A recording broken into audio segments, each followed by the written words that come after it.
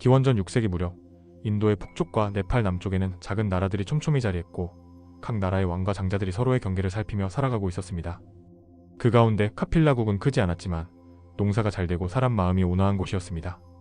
이 나라를 다스리던 이는 슈또다나 왕이었고 왕비는 마야 부인이었습니다. 두 분은 백성을 아끼고 가문을 중히 여겼으나 시간이 흘러도 후사가 없었습니다. 왕실은 침착하게 일상을 유지했지만 마음속 바람은 가눌 수 없었습니다. 왕은 조용히 기도를 올렸고 왕비 역시 마음을 닦으며 언젠가 올 아이를 기다렸습니다. 어느 날 밤 마야 부인은 전에 없던 꿈을 꾸었습니다. 하늘이 금빛으로 열리고 구름 사이로 눈부신 흰 코끼리 한 마리가 내려왔습니다. 그 코끼리는 6개의 엄니를 지니고 있었고 발걸음을 옮길 때마다 보드라운 연꽃이 피어났습니다. 코끼리는 마야 부인 앞에 멈춰서서 부드럽게 무릎을 꿇었습니다. 마야 부인이 놀라 숨을 고르는 사이 코끼리의 몸은 투명한 빛으로 변해 그녀의 오른쪽 옆구리로 스며들었습니다. 그 순간 마음이 잔잔히 고요해지고 설명하기 어려운 환희가 일어났습니다. 잠에서 깨어난 마야 부인은 꿈의 여운을 오래 붙들고 앉아 있었습니다. 아침이 되자 마야 부인은 왕에게 꿈을 이야기했습니다. 궁정의 바라문들도 불러 해몽을 들었습니다. 바라문들은 서로 눈빛을 주고받고는 이렇게 말했습니다. 왕비께서 길몽을 꾸셨습니다. 태어날 아이는 위대한 인물이 될 것입니다. 새 속에 남으면 전륜성왕이 되어 넓은 세상을 평화롭게 이끌 것이고 출가하면 부처가 되어 중생의 괴로움을 덜어줄 것입니다. 왕과 왕비는 말을 아끼고 마음을 경건히 하며 그날부터 더욱 조심스레 지냈습니다. 궁 안에서는 함부로 소란을 피우지 않았고 왕비가 마음을 흔들 일은 가급적 멀리했습니다. 10달이 가까워지자 마야 부인은 전통에 따라 친정으로 향했습니다. 행차가 룸비니 동산을 지날 때 왕비는 잠시 쉬고 싶다고 했습니다. 맑은 바람이 불어 나무 잎이 흔들렸고 새들의 울음이 또렷이 들려왔습니다. 왕비는 시녀들의 부축을 받아 사라수 나무 아래에 섰습니다. 그리고 오른손으로 가지를 잡는 순간 고통 없이 아이가 태어났습니다. 주변 사람들은 놀라움과 기쁨으로 숨을 삼켰고 아이의 울음은 곧 잦아들었습니다. 왕비의 눈에는 잔잔한 미소가 번졌습니다. 전해지는 이야기로는 아기가 땅에 내려 바로 동쪽을 향해 7걸음을 걸었다고 합니다. 한 걸음 한 걸음에 맞춰 연꽃이 피어나 길을 만들었다고도 전합니다. 그때 아이는 또렷한 목소리로 이렇게 말했다고 합니다. 천상천하 유아독존 삼계계고 아당한지 하늘 위와 하늘 아래 오직 나만이 존귀하며 온 세계가 괴로움에 잠겨있으니 내가 마땅히 이를 편안케 하리라. 이 말은 교만을 드러내는 선언이 아니라 존재의 소중함과 모두를 향한 서원의 표명으로 오늘날까지 받아들여지고 있습니다. 사람들은 그 말을 오래 기억했습니다. 소식은 곧 왕궁에 전해졌고 슈또다나 왕은 급히 룸비니로 달려왔습니다. 왕은 아기를 조심스레 안아보았습니다. 아이의 이름을 시다르타라 정했습니다. 뜻은 목표를 성취한 사람, 바라는 바를 이룬 사람이라는 의미였습니다. 기쁨은 컸지만 오래 머물지 못했습니다. 마야 부인은 출산 7일 만에 세상을 떠났습니다. 궁정은 조용히 애도를 표했고 아이는 마야 부인의 동생이자 왕의 또 다른 왕비였던 마하파자파티의 품에서 자라게 되었습니다. 그녀는 친어머니처럼 정성을 다했습니다. 얼마 지나지 않아 한 노승이 궁정 문을 두드렸습니다. 이름은 아시타였습니다. 그는 산중에서 수행하며 마음을 닦던 이였습니다. 어느 날 명상 중에 유난히 밝은 빛이 대지를 비추는 환영을 보고 그 빛이 카필라국으로 흘러가는 느낌을 받았다고 했습니다. 아시타는 왕을 아련하자 곧 태자를 보게 해달라 청했습니다. 허락을 받고 다가가 아이를 안아든 그는 한동안 말이 없었습니다. 그러곤 눈가에 눈물이 맺혔습니다. 왕이 놀라 까닭을 물었습니다. 아시타는 천천히 고개를 저었습니다. 불길함이 아닙니다. 이 아이는 장차 부처가 될 사람입니다. 괴로움에서 벗어나는 길을 밝히고 많은 존재를 이롭게 할 것입니다. 다만 제가 너무 늙어 그 가르침을 직접 듣지 못할까 두렵습니다. 그래서 눈물이 납니다. 왕은 안도했지만 한편으로 마음 한구석이 무거워졌습니다. 아시타는 말을 이었습니다. 만약 이 아이가 새 속의 안락만을 보면 전륜성왕이 되어 나라와 나라를 두루 교화할 것입니다. 그러나 세상의 고통을 보고 물음을 품는다면 출가하여 진리를 구할 것입니다. 그날 이후 왕은 결심했습니다. 아들이 세상의 괴로움을 보지 않도록 하리라. 왕은 궁궐을 화려하게 꾸미고 기쁨이 끊이지 않게 했습니다. 늙음과 병듦, 죽음의 모습은 눈에 띄지 않도록 사람들을 배려했습니다. 태자는 좋은 스승에게서 무예와 학문을 배웠고 음악과 시를 익혔습니다. 궁 안은 늘 환하고 밝았습니다. 태자의 주변에는 친구와 시종이 따랐고 하루하루는 평온하게 흘러갔습니다. 왕은 자신의 조치가 충분하다고 믿었습니다. 그러나 마음의 물음은 누구도 대신 막을 수 없었습니다. 어린 시다르타는 본성이 어지럽습니다. 작은 벌레를 밟지 않으려 발걸음을 조심했고 새가 다치면 꿰맨 듯 마음이 아렸습니다. 들판을 지날 때 그는 농부가 쟁기를 밀고 가는 모습을 보았습니다. 갈아엎어진 흙에서 비틀거리던 벌레들을 보고 태자는 깊은 생각에 잠겼습니다. 또 어느 날에는 새가 벌레를 먹고 그 새를 매가 낚아채는 장면을 마주했습니다. 그는 조용히 중얼거렸습니다. 살기 위해 서로를 해치는구나. 이 삶의 흐름 속에서 진정한 평안은 어디에 있을까? 그 물음은 쉽게 가라앉지 않았습니다. 왕은 태자의 마음을 달래고자 더욱 즐거운 것들을 마련했습니다. 계절마다 새로운 정원을 꾸미고 잔치가 열리면 솜씨 좋은 악사가 음악을 연주했습니다. 그러나 노래가 끝나면 태자의 귀에는 바람 소리가 더 오래 남았습니다. 밤이 되면 그는 넓은 하늘을 올려다보며 생각했습니다. 사람은 왜 태어나고 왜 늙고 왜 병들고 왜 떠나는가? 만약 길이 있다면 그 길은 어디에 있는가? 물음은 날이 갈수록 또렷해졌고 마음은 조용히 결을 바꾸고 있었습니다. 전승에는 마야 부인의 태몽의 여러 버전이 전해집니다.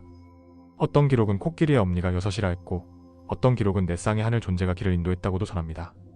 또 어떤 전승은 탄생 후 아이의 걸음마다 연꽃이 핀 까닭을 모든 존재가 본래 지닌 청정한 성품을 드러낸 상징으로 풀이합니다. 이야기는 조금씩 다르지만 한 가지 뜻은 같습니다. 한 아이의 탄생이 개인의 기쁨을 넘어 많은 존재의 구원을 향해 있다는 점입니다. 사람들은 그 의미를 마음에 새겼습니다. 왕궁에서는 태자의 이름을 지으며 뜻을 길게 논의했습니다. 시타르타, 이루어짐을 품은 이름이 입에 올랐고 모두가 고개를 끄덕였습니다. 이름은 단순한 호칭이 아니라 삶을 향한 서원이기도 했습니다. 아이는 그 이름을 달고 자랐고 주변 사람들은 이름을 부를 때마다 마음속으로 축원을 보탰습니다.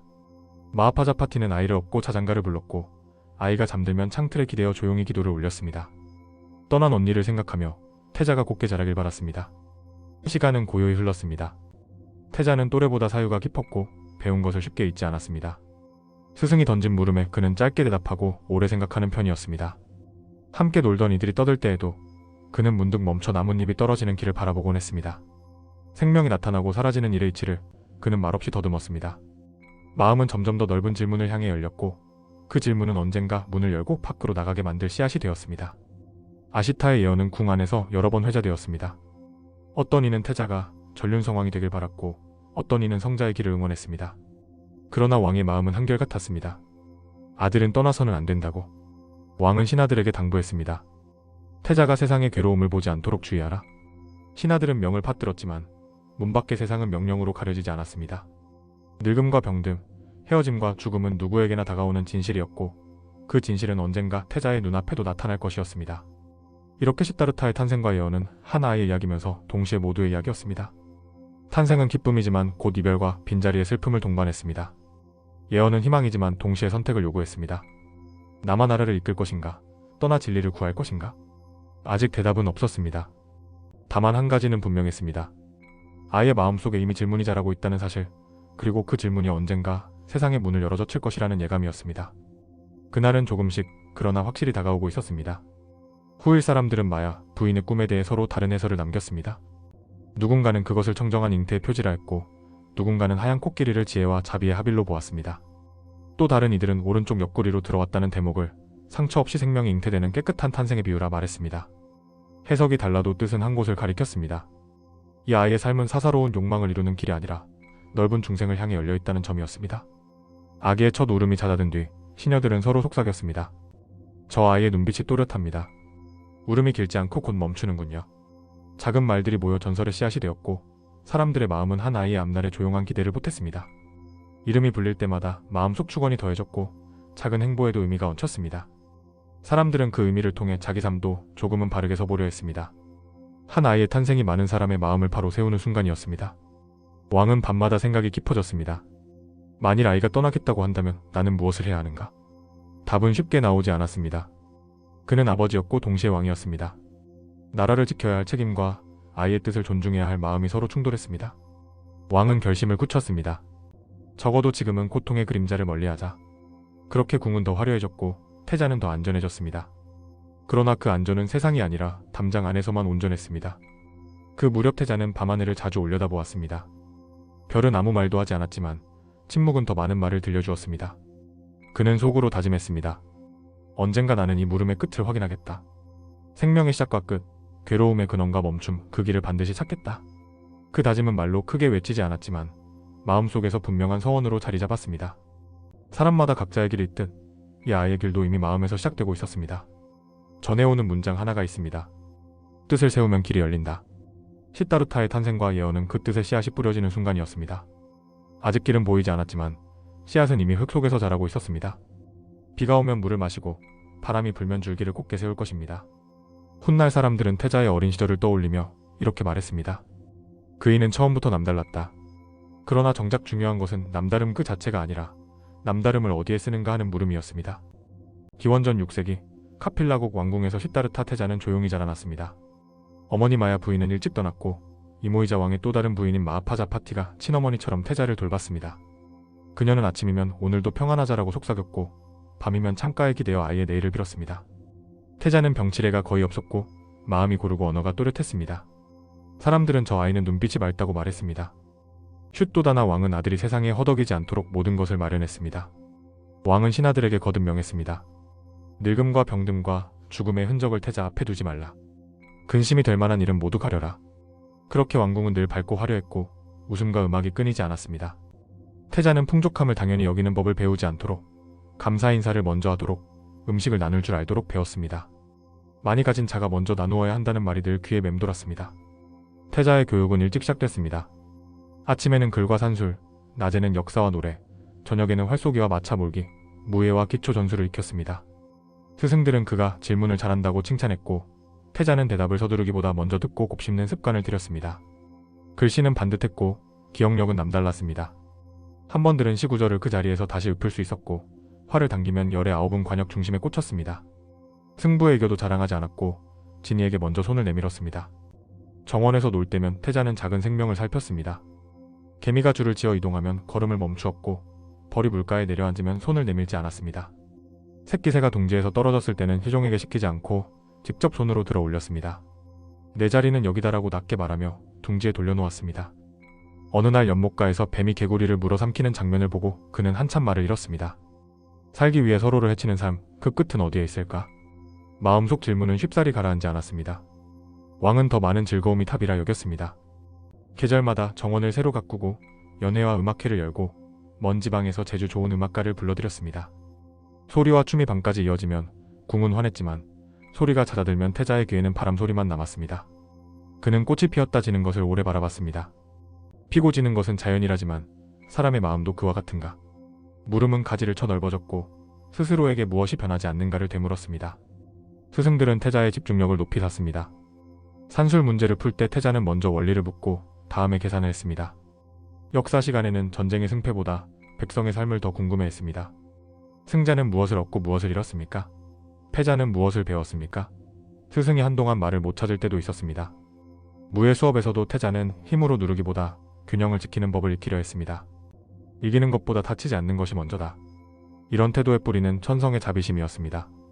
마하파자파티는 밤마다 태자에게 짧게 이야기했습니다. 내 어머니는 널 낳고 일주일 만에 떠나셨단다. 너를 사랑하는 마음은 떠나지 않았단다. 태자는 그 말을 들을 때면 잠시 눈을 감았습니다. 기억하지 못하는 얼굴을 그리워했고 그리움은 마음을 더 부드럽게 만들었습니다. 그는 가끔 이렇게 중얼거렸습니다. 누군가를 잃는 슬픔이 이렇게 오래 남는다면 사람은 무엇으로 서로를 위로해야 할까? 태자가 성장하면서 궁은 더 넓고 화려한 거처로 바뀌었습니다.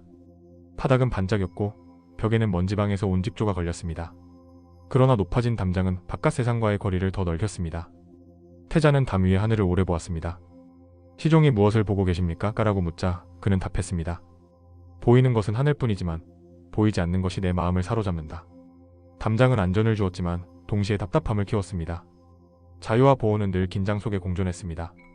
무술 시합이 열리면 태자는 늘 상위권이었습니다. 어느 날 씨름에서 연달아 이긴 뒤 그는 상대에게 물을 건네며 말했습니다. 오늘은 내가 이겼지만 내일은 모릅니다. 서로 다치지 않는 법부터 익힙시다. 활쏘기 시험에서는 의도적으로 한 발을 빗맞히고 시선 통제를 연습했습니다. 마음이 흔들리면 손도 흔들린다. 그의 수업 노트에는 짧은 문장이 많았습니다. 숨을 길게 말은 짧게, 먼저 듣고 나중에 말하기. 스승 한 명은 태자에게 철학적 물음을 던졌습니다. 사람이 원하는 것을 모두 얻는다면 행복해질까요? 태자는 잠시 침묵한 뒤 말했습니다. 원하는 것을 모두 얻는 순간 새로운 욕망이 생기지 않습니까? 그러니 원하는 것의 모양을 알아야 합니다. 스승은 고개를 끄덕였습니다. 다른 스승은 물었습니다. 언제 사람은 화를 냅니까? 태자는 답했습니다. 내 뜻이 막힐 때, 혹은 나의 것이라 믿는 것이 위협받을 때? 이어서 덧붙였습니다. 그러면 화의 뿌리는 집착일지도 모릅니다. 왕은 이런 질문들이 불편했습니다. 아이의 마음이 너무 깊은 물로 들어가고 있다. 왕은 더 많은 오락을 마련했고 신하들에게 지시했습니다. 슬픔과 고통, 늙음과 병듦의 흔적은 더 멀리 치워라. 신하들은 명을 받들었지만 세상은 명령으로 바뀌지 않았습니다. 병든 사람의 신음과 장례 행렬의 북소리는 담장 밖 어딘가에서 여전히 울렸고 바람은 가끔 그 소리를 왕궁으로 운반했습니다. 태자는 그 소리가 무엇인지 묻지 않았지만 마음은 알고 있었습니다. 어느 날 태자는 정원에서 개미떼 옆에 오래 앉아 있었습니다. 시종이 이유를 묻자 그는 말했습니다. 줄을 깨뜨리지 않으려 합니다. 잠시 뒤 개미떼가 좁은 틈을 지나며 서로를 밀어주는 모습을 보자 그는 웃었습니다. 저 작은 것들도 서로 도우려고 애쓰는군요. 그날 밤 그는 노트에 이렇게 적었습니다.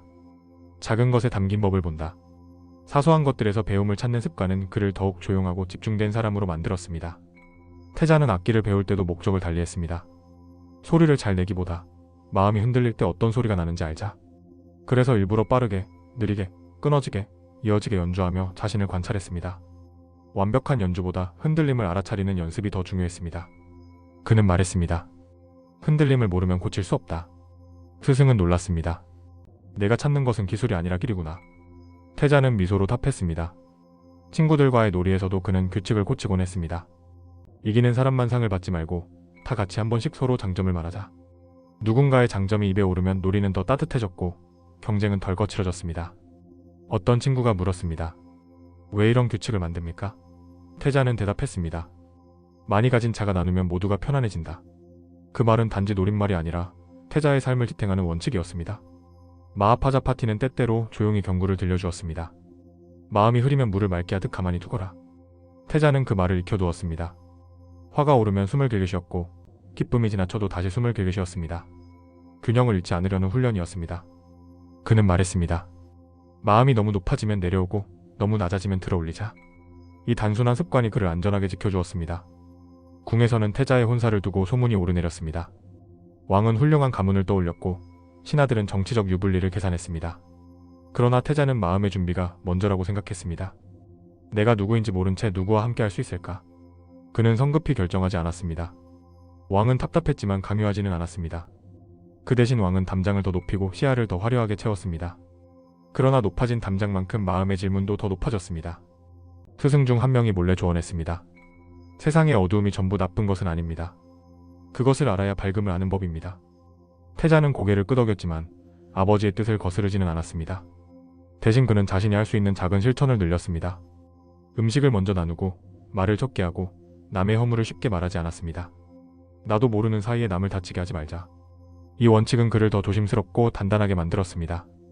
해가 바뀌고 계절이 몇 차례 순환하는 동안 태자는 키가 자라고 어깨가 넓어졌습니다. 그러나 진짜로 자란 것은 몸보다 마음이었습니다. 그는 점점 더 묻고 관찰하고 기록했습니다. 질문은 이렇게 정리되었습니다. 태어나 늙고 병들고 죽는 이 흐름은 누구도 피할 수 없는가? 괴로움은 어디서 시작되어 어디서 멈추는가? 멈추는 길이 있다면 나는 그 길을 찾을 것인가? 답은 아직 없었지만 물음 자체가 이미 길이 되고 있었습니다. 왕은 태자의 깊어진 침묵을 알아차렸습니다. 그러나 그는 다시 즐거움으로 침묵을 덮으려 했습니다. 더 큰 잔치, 더 화려한 공연, 더 고운 장식? 그 모든 것의 중심에서 태자는 조용히 숨을 고르며 말했습니다. 고요를 잃지 말자. 바람이 창살을 스치면 그는 바람의 길을 따라 생각을 보냈습니다.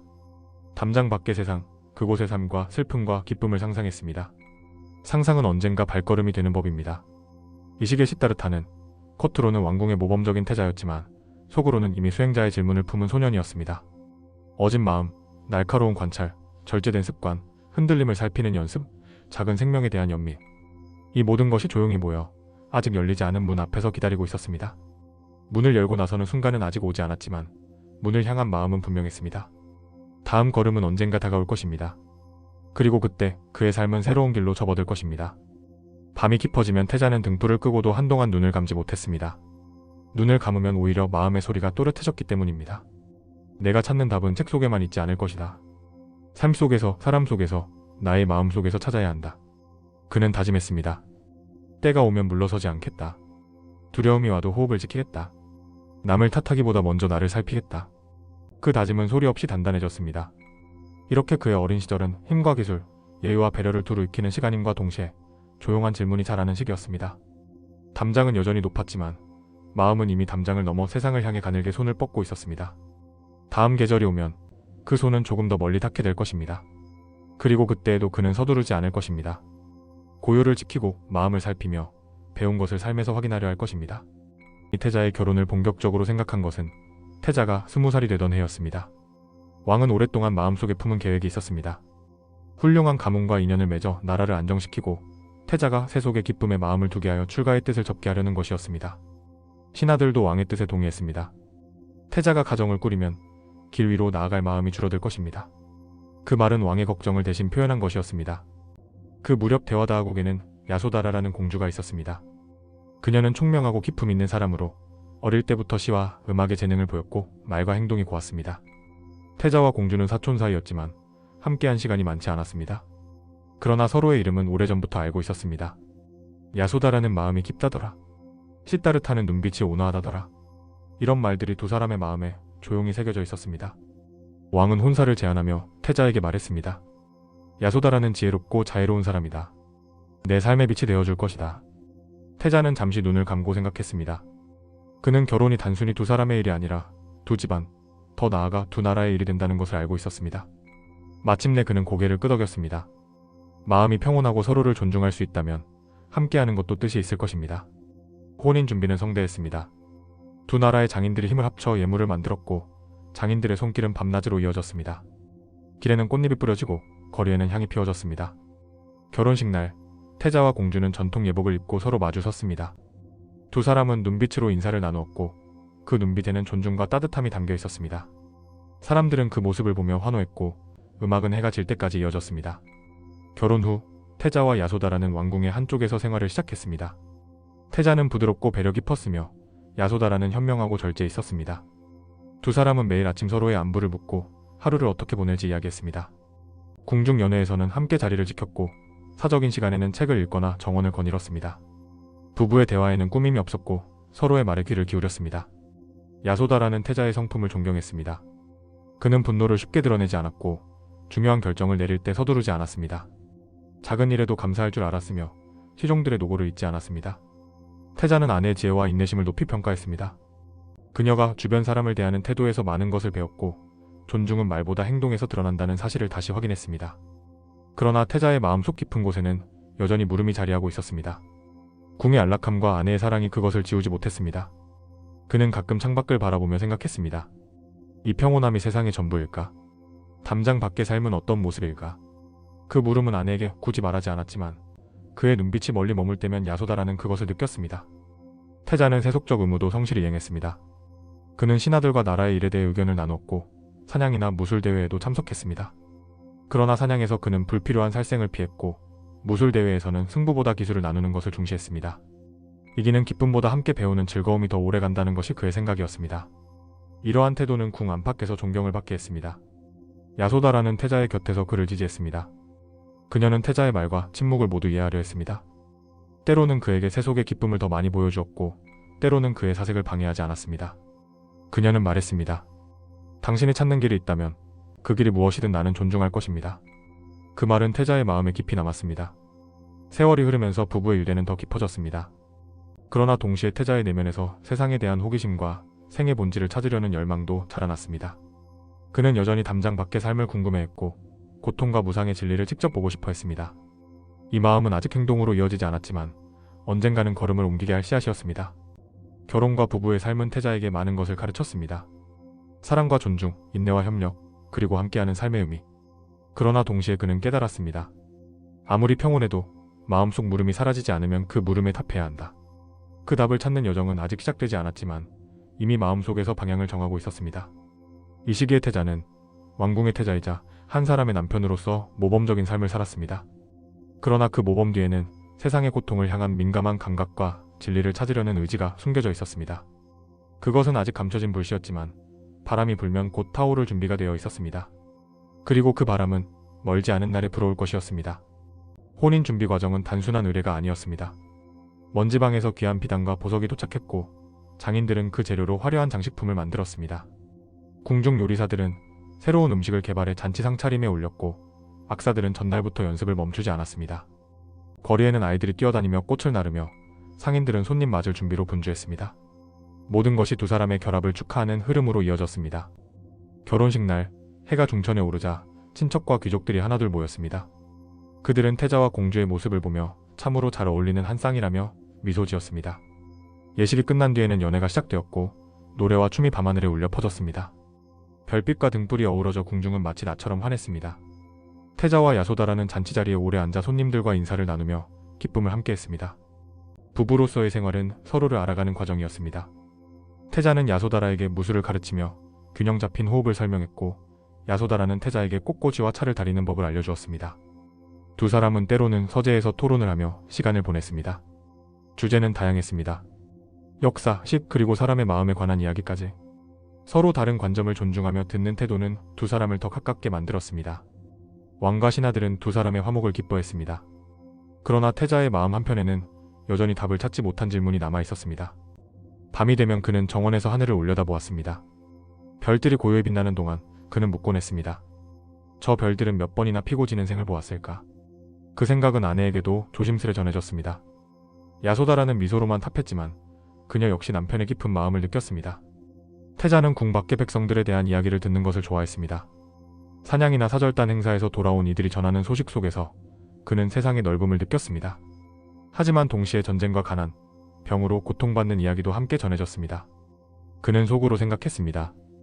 내가 이 담장 안에만 머문다면 저 고통에 대해 알 길이 없겠구나. 그러나 그때마다 그는 자신에게 말했습니다. 아직은 때가 아니다. 야소다라는 태자의 고민을 해결해 주려 하지 않았습니다. 대신 그가 스스로 답을 찾을 수 있도록 곁을 지켰습니다. 그녀는 말했습니다. 때로는 침묵이 가장 큰 위로입니다. 태자는 그 말이 진심임을 알았고 더 깊이 아내를 신뢰하게 되었습니다. 두 사람은 많은 것을 함께 나누었지만 각자 마음속에는 자신만의 방을 두었습니다. 그 방은 서로가 함부로 들어가지 않는 공간이었습니다. 결혼 후 시간이 흐르며 태자와 야소다라는 서로의 장단점을 더욱 잘 알게 되었습니다. 태자는 아내의 섬세한 관찰력을 존경했고 야소다라는 태자의 꾸준한 성실함을 신뢰했습니다. 두 사람은 중요한 일은 함께 의논했고 사소한 일은 웃음으로 넘겼습니다. 때로는 의견이 달랐지만 화를 내기보다 잠시 시간을 두고 다시 대화를 이어갔습니다. 이 방식은 오히려 두 사람을 더 단단하게 만들었습니다. 왕궁의 생활은 풍족했지만 태자는 그것이 모든 사람의 삶이 아님을 알고 있었습니다.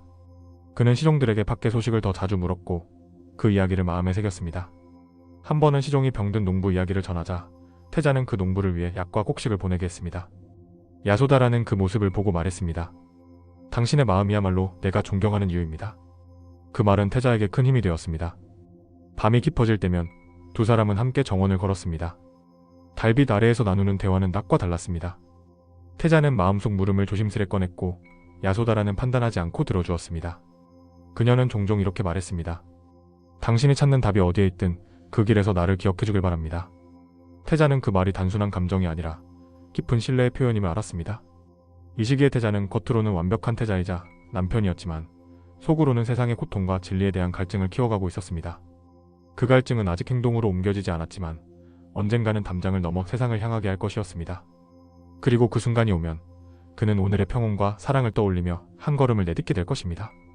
결혼과 부부의 삶은 태자에게 인간관계의 기쁨과 어려움을 모두 가르쳤습니다. 그는 사랑하는 이를 지키는 마음이 얼마나 깊은지 알게 되었고 또한 그 마음조차 무상함 속에 있음을 느끼기 시작했습니다. 야소다라와의 나날은 그에게 세속의 행복이 얼마나 값지고도 덧없는지를 보여주었습니다. 이 깨달음은 앞으로 그가 걸을 길의 밑그림이 되었습니다. 담장 밖의 세상을 향한 갈망은 점점 선명해졌고 그 마음속 바람은 결코 사라지지 않을 것이었습니다. 결혼 뒤에도 태자의 마음에는 설명되지 않는 빈자리가 남아 있었습니다. 사랑과 존중, 풍족과 평온이 있었지만 물음은 사라지지 않았습니다. 사람은 왜 태어나고 왜 늙고 왜 병들고 왜 떠나는가? 어느 날 태자는 바람을 쐬겠다며 짧은 나들이를 청했습니다. 왕은 망설였지만 기운을 돌려야 한다는 신하의 말을 듣고 마지못해 허락했습니다. 시종들은 길을 정돈하고 보기 불편한 것은 미리 치우도록 명을 받았습니다. 첫 번째 나들이에서 태자는 길가에 앉아있는 노인을 보았습니다. 허리는 굽었고 머리칼은 휘어졌으며 눈빛은 흐릿했습니다. 태자는 시종에게 물었습니다. 저 사람은 왜 저리 굽었는가? 시종이 답했습니다. 세월이 몸을 바꾸었습니다. 누구나 늙습니다. 태자는 다시 물었습니다. 나도 늙는가? 시종은 조심스레 고개를 끄덕였습니다. 태자의 가슴이 서늘해졌습니다. 늙음이 남의 일이 아니라는 사실이 처음으로 살갗에 닿았습니다. 두 번째 나들이에서 태자는 병든 사람을 만났습니다. 열이 오르고 숨이 가쁘고 몸은 축 늘어진 채로 누워 있었습니다. 태자는 물었습니다. 저 고통은 무엇인가? 시종이 답했습니다. 병입니다. 누구에게나 때가 되면 찾아옵니다. 태자는 말했습니다. 강한 자도 병드는가? 그렇습니다. 태자의 마음은 또 한 번 흔들렸습니다. 건강과 힘으로 쌓은 모든 것이 하루아침에 무너질 수 있다는 사실이 그의 눈앞에서 선명해졌습니다. 세 번째 나들이에서 그는 장례 행렬을 보았습니다. 푹과 피리 소리가 낮고 길게 울렸고 사람들은 검은 옷을 입고 고개를 숙였습니다. 태자가 물었습니다. 저 사람은 어디로 가는가? 회종이 답했습니다. 이미 숨이 끊어진 이의 몸입니다. 이제 더는 돌아오지 않습니다. 태자는 입술을 굳게 다물었습니다. 삶의 끝이 반드시 있다는 사실, 그리고 그 끝에서 누구도 예외가 아니라는 사실이 마음 한복판에 깊은 흔적을 남겼습니다. 네 번째 나들이에서 태자는 길가에서 조용히 걷는 한 수행자를 보았습니다. 걸음은 가볍고 눈빛은 맑았습니다. 태자는 물었습니다. 저 사람은 누구인가? 회종이 답했습니다. 속세를 떠나 진리를 찾는 사문입니다. 태자는 다시 물었습니다. 사문은 무엇을 찾는가? 괴로움의 원인과 멈춤, 그리고 그 길을 찾습니다. 그 말을 듣는 순간 태자의 마음속에서 오래된 질문들이 한 점으로 모였습니다. 나도 저 길을 확인해야 한다. 조용하지만 굳은 결심이 피어올랐습니다. 궁으로 돌아온 태자는 밤늦게까지 잠들지 못했습니다. 늙음과 병과 죽음이 누구에게나 다가온다면 그 흐름을 멈추거나 넘어서는 길이 있는가? 답을 찾지 못하면 아무리 화려한 삶도 불안에서 벗어나지 못한다는 확신이 커졌습니다. 그는 서늘한 밤 공기 속에서 깊이 호흡하며 다짐했습니다. 나의 질문을 끝까지 밀고 가겠다. 다음 날부터 태자는 조용히 마음을 정리했습니다. 불필요한 말과 행사를 줄였고 먹는 것도 절제했습니다. 야소다라는 변화의 조짐을 느꼈지만 다그치지 않았습니다. 그녀는 말했습니다. 당신이 찾는 길이 있다면 그 길을 존중하겠습니다. 태자는 고개를 숙여 감사했습니다. 그 말은 축복이자 착별의 그림자를 함께 품고 있었습니다. 왕은 태자의 달라진 모습을 불안하게 지켜봤습니다. 그는 더 많은 즐거움으로 마음을 돌리려 했습니다. 새로운 정원, 더 큰 잔치, 더 눈부신 장식. 그러나 태자의 마음은 이미 다른 곳을 바라보고 있었습니다. 왕은 마침내 말했습니다. 세상의 고통은 밖에만 있는 것이 아니다. 궁 안에도 괴로움은 있다. 태자는 조용히 대답했습니다. 네, 아버지. 그래서 더더욱 길을 찾아야 합니다. 왕의 눈빛이 흔들렸습니다. 태자는 자신에게 물었습니다. 나는 무엇을 떠나고 무엇을 지키려 하는가? 그는 가족을 사랑했고 백성을 아꼈습니다. 그러나 사랑과 책임만으로는 괴로움의 근원을 뽑아낼 수 없다는 사실을 알았습니다. 만약 길이 있다면 그 길을 찾는 것이 사랑을 저버리는 일이 아니라는 생각이 들었습니다. 오히려 진정한 도움을 주려면 먼저 진실을 확인해야 한다고 마음먹었습니다. 그 무렵 야소다라는 아이를 잉태했습니다. 소식은 궁을 기쁨으로 채웠습니다. 태자도 기뻤습니다. 그러나 기쁨의 이면에서 그의 질문은 더 절실해졌습니다. 아이에게 어떤 세상을 물려줄 것인가? 그는 마음속으로 아이에게 약속했습니다. 내가 길을 찾겠다. 길이 있다고 증명하겠다. 여린 생명 앞에서 그의 결심은 더욱 단단해졌습니다. 어느 밤 태자는 깊은 숨을 들이켰습니다. 그리고 마음속으로 작게 외쳤습니다. 지금 떠나겠다. 그는 조용히 일어나 말을 탔습니다. 충직한 마부 찬나는 말없이 따랐습니다. 궁의 문이 천천히 열리고 밤의 길이 앞에 놓였습니다. 태자는 마지막으로 궁을 돌아보며 속삭였습니다. 원망하지 않게 해주소서. 내가 돌아올 때 더 큰 자비로 모두를 이롭게 하게 하소서. 도성의 불빛이 멀어지자 마음은 오히려 더 맑아졌습니다. 바람이 차가웠지만 결심은 따뜻했습니다. 태자는 머리카락을 자르고 장신구를 벗어 찬나에게 맡겼습니다. 이것들은 집으로 돌아가 전해주게. 찬나는 눈물을 참으며 고개를 숙였습니다. 태자는 옷을 간소히 하고 깊이 절을 올렸습니다. 이 몸과 마음을 진실을 찾는 일에 바치겠습니다. 그 순간 마음속에 두려움이 스쳤습니다. 그러나 그는 배운 대로 호흡을 고르고 두려움이 일어나는 자리와 사라지는 자리를 관찰했습니다. 두려움도 조건 따라 일어나고 조건 따라 사라진다. 그는 걸음을 내디뎠습니다. 길은 어두웠지만 발걸음은 또렷했습니다. 늙음과 병과 죽음, 그리고 괴로움의 멈춤을 향해 나아가는 첫걸음이었습니다. 출가의 결심을 굳히기 전날 밤, 태자는 야소다라와 오랜 시간을 함께 보냈습니다. 그는 조용히 말했습니다. 내가 마음속 물음을 외면할 수가 없습니다. 야소다라는 그의 손을 잡고 답했습니다. 당신의 마음을 안다고 말할 수는 없지만 당신이 정직하다는 것은 압니다. 정직한 마음이 선택한 길이라면 그 길이 멀어도 저는 기억하겠습니다. 태자는 눈을 감고 고개를 숙였습니다. 미안합니다. 그리고 고맙습니다. 찬나에게도 태자는 오래된 마음을 털어놓았습니다. 그동안 내가 나를 지켜주었지. 오늘은 내가 나를 지키겠다. 찬나는 말했습니다. 전하, 길이 험하면 돌아오십시오. 태자는 고개를 저었습니다. 돌아옴이 떠남을 무르게 만든다면 떠남은 헛것이 된다. 오늘은 돌아서지 않겠다. 찬나는 더 말하지 못하고 말의 고삐를 잡은 손에 힘을 주었습니다. 태자는 스스로 다짐을 정리했습니다. 첫째, 살생을 멀리할 것. 둘째, 주지 않은 것을 취하지 않을 것. 셋째, 거짓을 말하지 않을 것. 넷째, 흐트러짐을 경계할 것. 다섯째, 탐욕과 분노가 일어날 때 곧장 알아차릴 것. 이 다짐은 훗날 계율의 기초가 될 씨앗이었습니다. 그는 말했습니다. 길은 밖에만 있지 않다. 길은 내 마음에서 시작된다. 길가의 어둠 속에서 태자는 하늘을 올려다보았습니다. 별빛은 멀었지만 그 멀미 오히려 마음을 단단하게 했습니다. 나의 떠남이 도피가 아니기를. 탐욕을 버리고 명예를 버리고 사랑을 이용하지 않기를. 그는 스스로를 시험하듯 고개를 끄덕였습니다. 내가 나를 속이지 않는지 매 순간 살피겠다. 밤바람이 스칠 때 태자는 가족을 떠올렸습니다. 아버지와 어머니 야소다라, 그리고 아직 얼굴을 보지 못한 아이. 마음이 아렸지만 그는 스스로에게 물었습니다. 내가 지금 붙들고 있는 것은 사랑인가? 집착인가?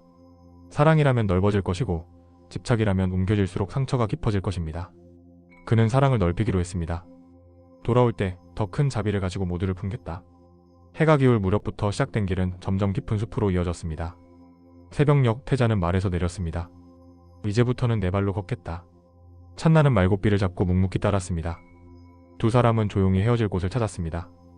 태자는 장신구와 고급 옷을 벗어 찬나에게 건네며 말했습니다. 이것을 아버지께 전해드려라. 그리고 야소다라에게도 전해라. 나의 마음이 원망이 아니라고? 찬나는 울먹이며 대답했습니다. 전하, 부디 몸을 보전하시길. 숲 가장자리에서 태자는 스스로 머리카락을 잘랐습니다. 칼날이 스치는 순간 마음도 함께 가벼워졌습니다. 그는 몸을 낮추어 큰절을 했습니다. 오늘부터 나는 길 위의 사람이다. 이름과 지위를 내려놓고 물음과 배움으로 살겠다. 그 말은 약속이었고 스스로에게 한 맹세였습니다. 그는 물가에서 옷을 씻어 간소하게 갈아입고 첫날의 해를 맞았습니다. 첫 걸음은 작았지만 방향이 분명했습니다.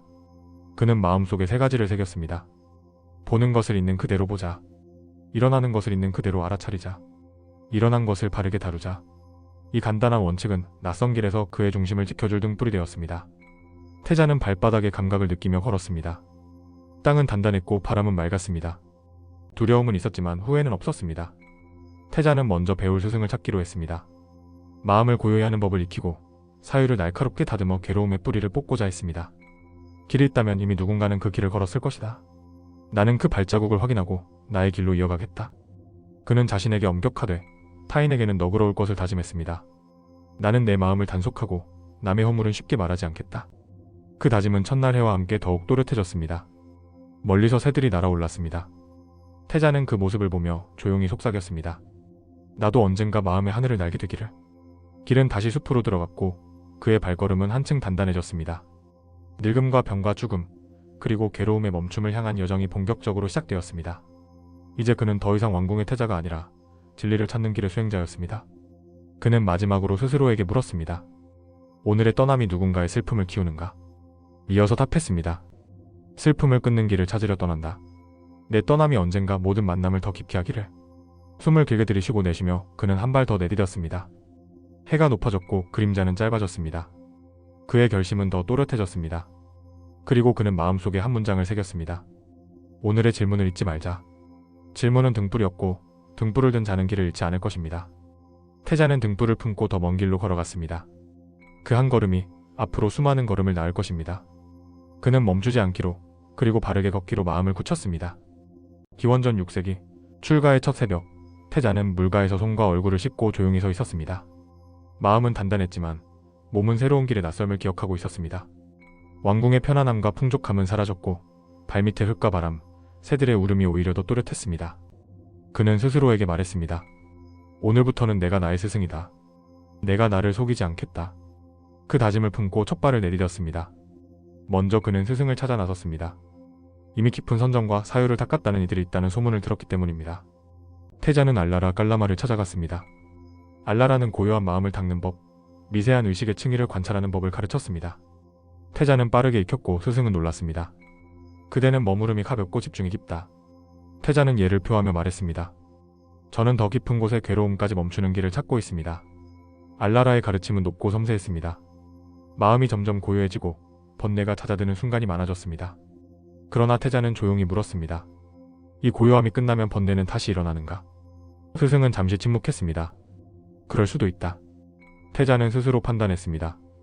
이 길은 소중하지만 괴로움의 뿌리를 완전히 뽑는 데에는 아직 이르다.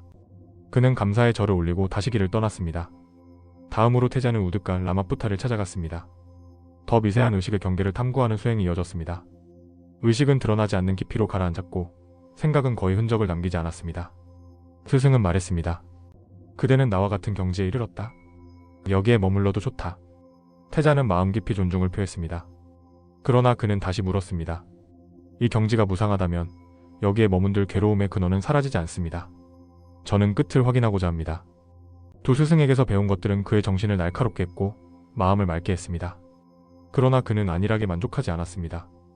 의식이 고요해도 늙음과 병듦과 죽음의 사실은 그대로다. 완전히 자유로운 길이 있다면 그 길은 번뇌가 다시 일어나도 흔들리지 않는 바탕이어야 한다. 그는 숲으로 더 깊이 들어갔습니다. 스스로를 시험하기 위해 고행을 선택한 것이었습니다. 태자는 하루에 한 끼 혹은 그보다 덜 먹었습니다. 몸은 마르고 힘이 빠졌습니다. 숨이 얕아지고 맥이 약해지는 날이 이어졌습니다. 그는 욕망을 끊으려면 몸을 낮춰야 한다는 생각으로 자신을 몰아붙였습니다. 그러나 어느 날 물가에서 비틀거리다 넘어질 뻔한 순간 그는 분명히 보았습니다. 몸이 꺼져가면 마음도 함께 꺼져간다. 꺼져가는 등불로 어떻게 어둠을 비출 것인가? 그는 태도를 바꾸었습니다. 몸은 도구다. 도구가 부서지면 길은 이어지지 않는다. 그는 적당히 먹고 적당히 쉬며 호흡을 관찰했습니다. 들어오는 숨과 나가는 숨, 그 사이의 고요함을 지켜보았습니다. 마음은 서서히 균형을 되찾았습니다. 그때 그는 길가에서 우연히 수자타와 마주쳤습니다. 수자타는 정성스레 끓인 우유죽을 건넸습니다. 태자는 감사히 받았습니다. 이 음식은 탐욕이 아니다. 길을 위한 연료다. 먹은 뒤 몸에 힘이 돌아오자 관찰은 더 선명해졌습니다. 고통과 쾌락이 번갈아 오는 흐름, 그 흐름을 붙잡으려는 마음의 습관이 뚜렷이 보였습니다. 쾌락에 기댈 때 마음은 흐트러지고 고통을 피하려 할 때 마음은 도망친다. 쾌락과 고통을 넘어서는 길은 균형에 있다. 그는 중도의 실마리를 붙들었습니다. 지나치게 조이지도 지나치게 풀지도 말라. 그 무렵 그는 오랜 습관을 정리했습니다. 말은 더 간결해졌고 행동은 더 단순해졌습니다. 마음이 흔들릴 때면 즉시 알아차리고 숨을 길게 고르며 생각의 뜨거움을 낮췄습니다. 그는 자신에게 세 가지를 반복했습니다. 지금 일어나는 것을 있는 그대로 보자. 일어난 것을 밀어내지 말자. 선한 것은 키우고 악한 것은 놓아주자. 이 간단한 문장이 매 순간의 기준이 되었습니다. 가끔 그는 스스로에게 물었습니다. 나는 왜 길을 찾는가? 답은 분명했습니다. 나 하나를 살리려는 것이 아니라 모두의 괴로움이 가벼워지는 길을 확인하려는 것이다. 그 마음이 무너지려 할 때면 야소다라의 눈빛과 아직 어린 아이의 얼굴이 떠올랐습니다. 돌아가게 된다면 빈손으로 돌아가지 않겠다. 다짐은 곧 서원이 되었고 서원은 그의 등을 떠밀었습니다. 밤하늘 아래에서 좌선을 하면 소리가 줄고 호흡이 길어졌습니다. 그는 마음이 과거로 달려가면 지나갔다라고, 미래로 달려가면 아직 오지 않았다라고 말하며 현재로 돌아왔습니다. 현재에서도 생각이 꼬리를 물면 단지 알아차리고 놓아두었습니다. 그러자 억지로 멈추려 할 때보다 훨씬 빠르게 생각이 잦아드는 것을 보았습니다. 억누름이 아니라 얘가 고요를 낳는다는 사실을 확인했습니다. 어느 날 그는 나무 그늘 아래에 앉아 호흡을 따라가다 문득 깨달았습니다. 괴로움은 원인에서 일어나고 원인이 사라지면 괴로움도 사라진다. 원인을 놓치면 결과를 붙잡아도 풀리지 않는다. 이 단순한 이치를 몸으로 이해한 순간 마음은 한층 가벼워졌습니다. 그는 속삭였습니다. 길은 멀리 있지 않다. 지금 여기에 있다. 그는 자리에서 일어나 보리수가 있는 방향으로 걸음을 옮기기로 했습니다. 오늘은 더 서두르지 말자. 그러나 주저하지도 말자. 발이 땅을 디딜 때마다 그는 마음의 중심을 확인했습니다. 지도 없고 동행도 많지 않지만 등불은 이미 마음에 켜졌다. 이제 남은 것은 등불을 바람에서 지키며 걸어가는 일뿐이었습니다. 알라라에게서 배운 고요함은 바다처럼 넓었고 우드가에게서 배운 미세한 관찰은 바늘 끝처럼 정밀했습니다. 두 가르침을 합치면 거의 모든 번뇌가 멎는 듯 보였습니다. 그러나 아주 미세한 흔들림이 남았습니다. 조건이 달라지면 이 평온도 달라질 것이다. 태자는 그 미세한 흔들림을 놓치지 않았습니다. 작은 균열을 본 사람은 그 균열이 훗날 큰 틈이 될 수 있음을 압니다. 고행의 시절 그는 몸을 갈아 넣으면 마음이 정화될 거라고 믿었습니다. 며칠씩 제대로 먹지 않았고 숨을 억지로 붙잡는 실험도 했습니다. 의식이 흐려질 때면 그는 착각을 보았습니다.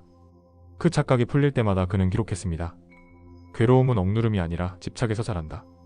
집착은 무지와 가래에서 일어난다. 기록은 수행의 지도가 되었고 지도는 그를 중도로 이끌었습니다. 수자타의 공양을 받은 날 밤 그는 잠시 하늘을 보며 스스로에게 말했습니다. 먹는 것이 죄가 아니라 먹음을 탐하는 마음이 괴로움을 낳는다. 쉬는 것이 나태가 아니라 쉬지 않음으로 스스로를 해치는 마음이 무지다. 그는 다음 날부터 규칙을 세웠습니다. 배고픔을 알아차릴 것, 배부름을 알아차릴 것, 욕망의 일어남과 사라짐을 알아차릴 것. 알아차림이 생길 때마다 마음은 과장과 축소를 멈추었습니다. 그는 사람을 만날 때도 실험했습니다. 누군가 칭찬하면 그 즉시 마음의 들뜸을 보고 누군가 비난하면 그 즉시 마음의 수축을 살폈습니다. 칭찬과 비난도 기상처럼 지나간다. 이 깨달음은 그를 자유롭게 했습니다. 외부의 말 한마디가 그의 마음을 흔드는 시간이 짧아졌습니다. 그는 조용히 웃었습니다. 마음의 날씨를 탓하지 말고 마음의 우산을 챙기자. 이러한 나날 속에서 그는 중도라는 단어를 마음 깊이 새겼습니다. 줄을 너무 조이면 끊어지고 너무 느슨하면 소리가 나지 않습니다. 삶도 그러합니다. 그는 말했습니다. 쾌락과 고행 두 끝을 모두 보았다. 길은 가운데에 있다. 그러나 가운데는 타협이 아니다. 가장 척박한 자리, 정확히 필요한 만큼의 힘과 이완.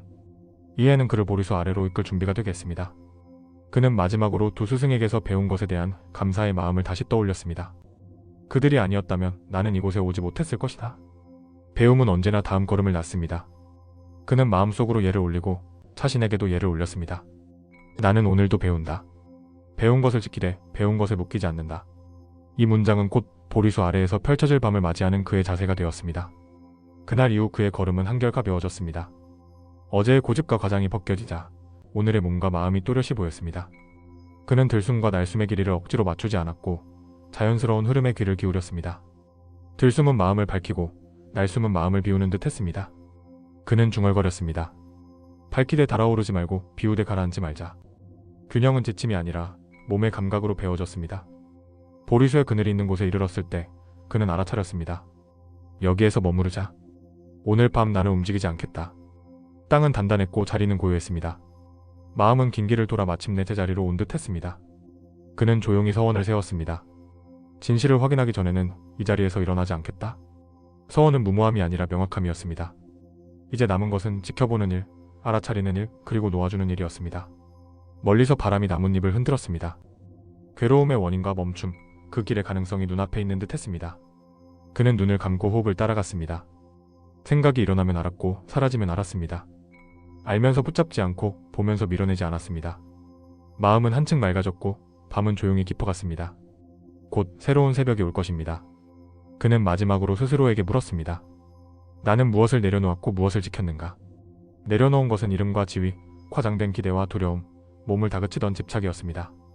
지킨 것은 정직한 관찰, 남을 해치지 않으려는 마음, 그리고 중도의 등불이었습니다. 그는 마음속에서 조용히 답을 들었습니다. 이제 준비되었다. 별은 여전히 머물렀고 숨은 여전히 오갔습니다. 길은 눈앞에 있었고 그는 그 길 위에 앉아 있었습니다. 이 밤이 지나면 그는 더 이상 찾는 사람이 아니라 확인하는 사람이 될 것입니다. 길은 어쩌면 아주 단순할지 모릅니다. 보이는 것을 있는 그대로 보고 일어나는 것을 있는 그대로 알아차리는 일. 그는 그 단순함을 끝까지 밀고 가기로 마음먹었습니다. 그 결심이 있었기에 다음 장의 새벽이 찾아올 수 있었습니다. 보리수 아래 그는 마침내 마음의 가장 깊은 곳을 마주하게 될 것입니다. 그 새벽을 향해 지금 그는 조용히 숨을 고르고 있습니다. 모든 준비는 끝났습니다. 남은 것은 앉아 지켜보는 일, 그리고 끝까지 머무는 일뿐입니다. 그는 미소 지었습니다. 지금 여기 이것으로 충분하다. 그리고 눈을 감았습니다. 새벽은 가까웠습니다. 숨은 잔잔히 오갔습니다. 저녁이 내려앉아 태자는 보리수의 그늘 앞에 섰습니다. 오래 걸어온 길의 끝에서 그는 마지막 서원을 세웠습니다. 진실을 확인하기 전에는 이 자리에서 일어나지 않겠다. 발밑의 흙은 단단했고 바람은 잔잔했습니다. 좌복을 펴고 앉아 긴 여행의 소리가 한꺼번에 멎는 듯 했습니다. 오늘의 자리는 단지 한 그루 나무 아래가 아니라 길의 끝과 길의 시작이 겹치는 자리였습니다. 그는 호흡에 마음을 놓았습니다. 들숨이 들어오면 밝아지고 날숨이 나가면 비워졌습니다. 생각이 일어나면 알았고 사라지면 알았습니다. 억지로 붙잡지 않았고 억지로 밀어내지 않았습니다. 알아차림은 얇은 종이장 같았지만 그 얇음 안에 바다 같은 깊이가 있었습니다. 밤은 천천히 깊어졌고 그의 마음은 그보다 더 깊어졌습니다. 그때 어둠 속에서 마라가 다가왔습니다. 두려움과 의심, 욕망과 분노의 얼굴을 바꾸어가며 속삭였습니다. 돌아가라. 너를 기다리는 이들이 있다. 네가 찾는 것은 허상이다. 목소리는 달콤했지만 그 달콤함이 바로 올감이었습니다. 태자는 숨을 고르며 조용히 말했습니다. 네가 일어나면 안다. 그리고 사라짐도 안다. 말이 끝나자 속삭임은 한겹 벗겨졌습니다. 말하는 형상을 바꾸었습니다. 보물과 영광, 칭송과 쾌락의 그림이 눈앞을 가득 채웠습니다. 마음 한편이 흔들릴 때 태자는 즉시 그 흔들림을 비추었습니다. 욕망은 일어나고 정점에서 기울고 사라진다. 흐름을 정확히 보자 그림은 빛을 잃었습니다. 그러나 말하는 마지막 화살을 남겨두었습니다. 너는 실패할 것이다. 너는 이미 늦었다. 그 말에 작은 떨림이 스쳤지만 태자는 그 떨림마저 알아차렸습니다. 그리고 오른손을 대지로 내렸습니다. 윗땅이 증인이다. 내가 버린 탐욕과 내가 지킨 진실과 내가 걸어온 날들이 여기 있다. 손끝이 흙을 스치자 대지가 단단히 울렸습니다. 울림은 말보다 깊었고 말하는 그 울림 앞에서 더 다가오지 못했습니다. 의심은 스스로 힘을 잃었습니다. 고요가 돌아왔습니다. 태자는 호흡의 미세한 결을 따랐습니다. 숨과 숨 사이의 얇은 틈, 그곳에 마음을 놓았습니다. 과거로 달리는 생각에게 지나갔다고 말하고 미래로 달리는 생각에게 아직 오지 않았다고 말했습니다. 현재에도 생각이 꼬리를 물면 단지 알아차리고 놓아두었습니다. 억누르지 않자 멈춤은 더 빨랐습니다. 그는 연기법의 실상을 또렷이 보았습니다. 모든 것은 인연 따라 일어나고 인연 따라 사라집니다. 원인이 있으면 결과가 있고 원인이 멈추면 결과도 멈춥니다. 괴로움은 원인에서 일어나고 그 원인이 끊어지면 괴로움도 사라집니다. 이 단순한 도리가 머리가 아니라 몸으로 이해될 때 마음의 매듭이 하나둘 풀리기 시작했습니다. 그때 네 가지의 진리가 밝게 드러났습니다. 이것이 괴로움이다. 이것이 괴로움의 원인이다. 이것이 괴로움의 멸함이다. 그리고 이것이 멸함으로 이끄는 길이다. 태자는 각각을 관찰했습니다. 괴로움의 양상, 집착과 무지의 일어남, 사라짐의 가능성, 그리고 그 가능성으로 향하는 실천의 길. 길은 멀리 있지 않았고 바로 여기에서 시작될 수 있었습니다. 그는 또한 마음의 일어남과 사라짐을 이어보았습니다. 이것이 있으면 저것이 있고 이것이 없으면 저것이 없다. 자잘한 감정의 파문부터 큰 생각의 소용돌이까지 모두가 같은 법을 따르고 있었습니다. 보았고 또 보았습니다. 볼수록 집착은 약해졌고 연민은 깊어졌습니다. 모든 존재가 같은 법칙 속에 있다는 사실이 오만을 녹이고 자비를 일으켰습니다. 밤의 가장 깊은 때 마음은 더 이상 발버둥 치지 않았습니다. 참지 않았고 밀어내지 않았습니다. 있는 그대로가 충분했습니다. 그 충분함 속에서 무지가 스스로 빛을 잃었습니다. 번뇌가 남긴 그림자가 사라지자 그는 조용히 속삭였습니다. 길은 여기 있었다. 찾던 이는 사라지고 확인한 이만 남았습니다. 새벽이 다가올수록 호흡은 더 부드러워졌습니다. 들숨은 맑았고 날숨은 넉넉했습니다. 그는 과거의 고행과 탐닉, 두 끝의 헛됨을 떠올리고 가운데를 정확히 잡는 법을 다시 확인했습니다. 지나치게 조이지도 지나치게 풀리도 말라. 중도는 타협이 아니라 가장 적확한 자리였습니다. 그 자리에 앉아 마음은 흔들려도 무너지지 않았습니다. 마지막 별이 희미해졌습니다.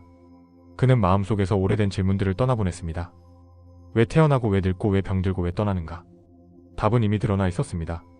모든 것은 인연 따라오고 가며 붙잡을수록 괴로움이 커지고 놓을수록 자유가 넓어집니다. 그는 조용히 미소 지었습니다. 이제 나는 붙잡지 않겠다. 새벽빛이 얼굴을 스칠 때 그는 눈을 떴습니다. 보리수 잎이 햇살을 받아 반짝였습니다. 세상은 어제와 같았지만 그가 보는 눈은 달라져 있었습니다. 그는 흙과 바람, 새소리와 빛이 서로 기대어 있는 것을 보았습니다. 따로 있는 것이 없다는 사실이 두려움을 거두고 평안을 남겼습니다. 그는 자신에게 마지막으로 물었습니다. 이 깨달음을 어떻게 쓰겠는가? 답은 간단했습니다. 해를 나누듯 나누겠다. 아끼지 않고 가리지 않고 재촉하지 않고. 그는 서서히 자리에서 일어날 준비를 했습니다.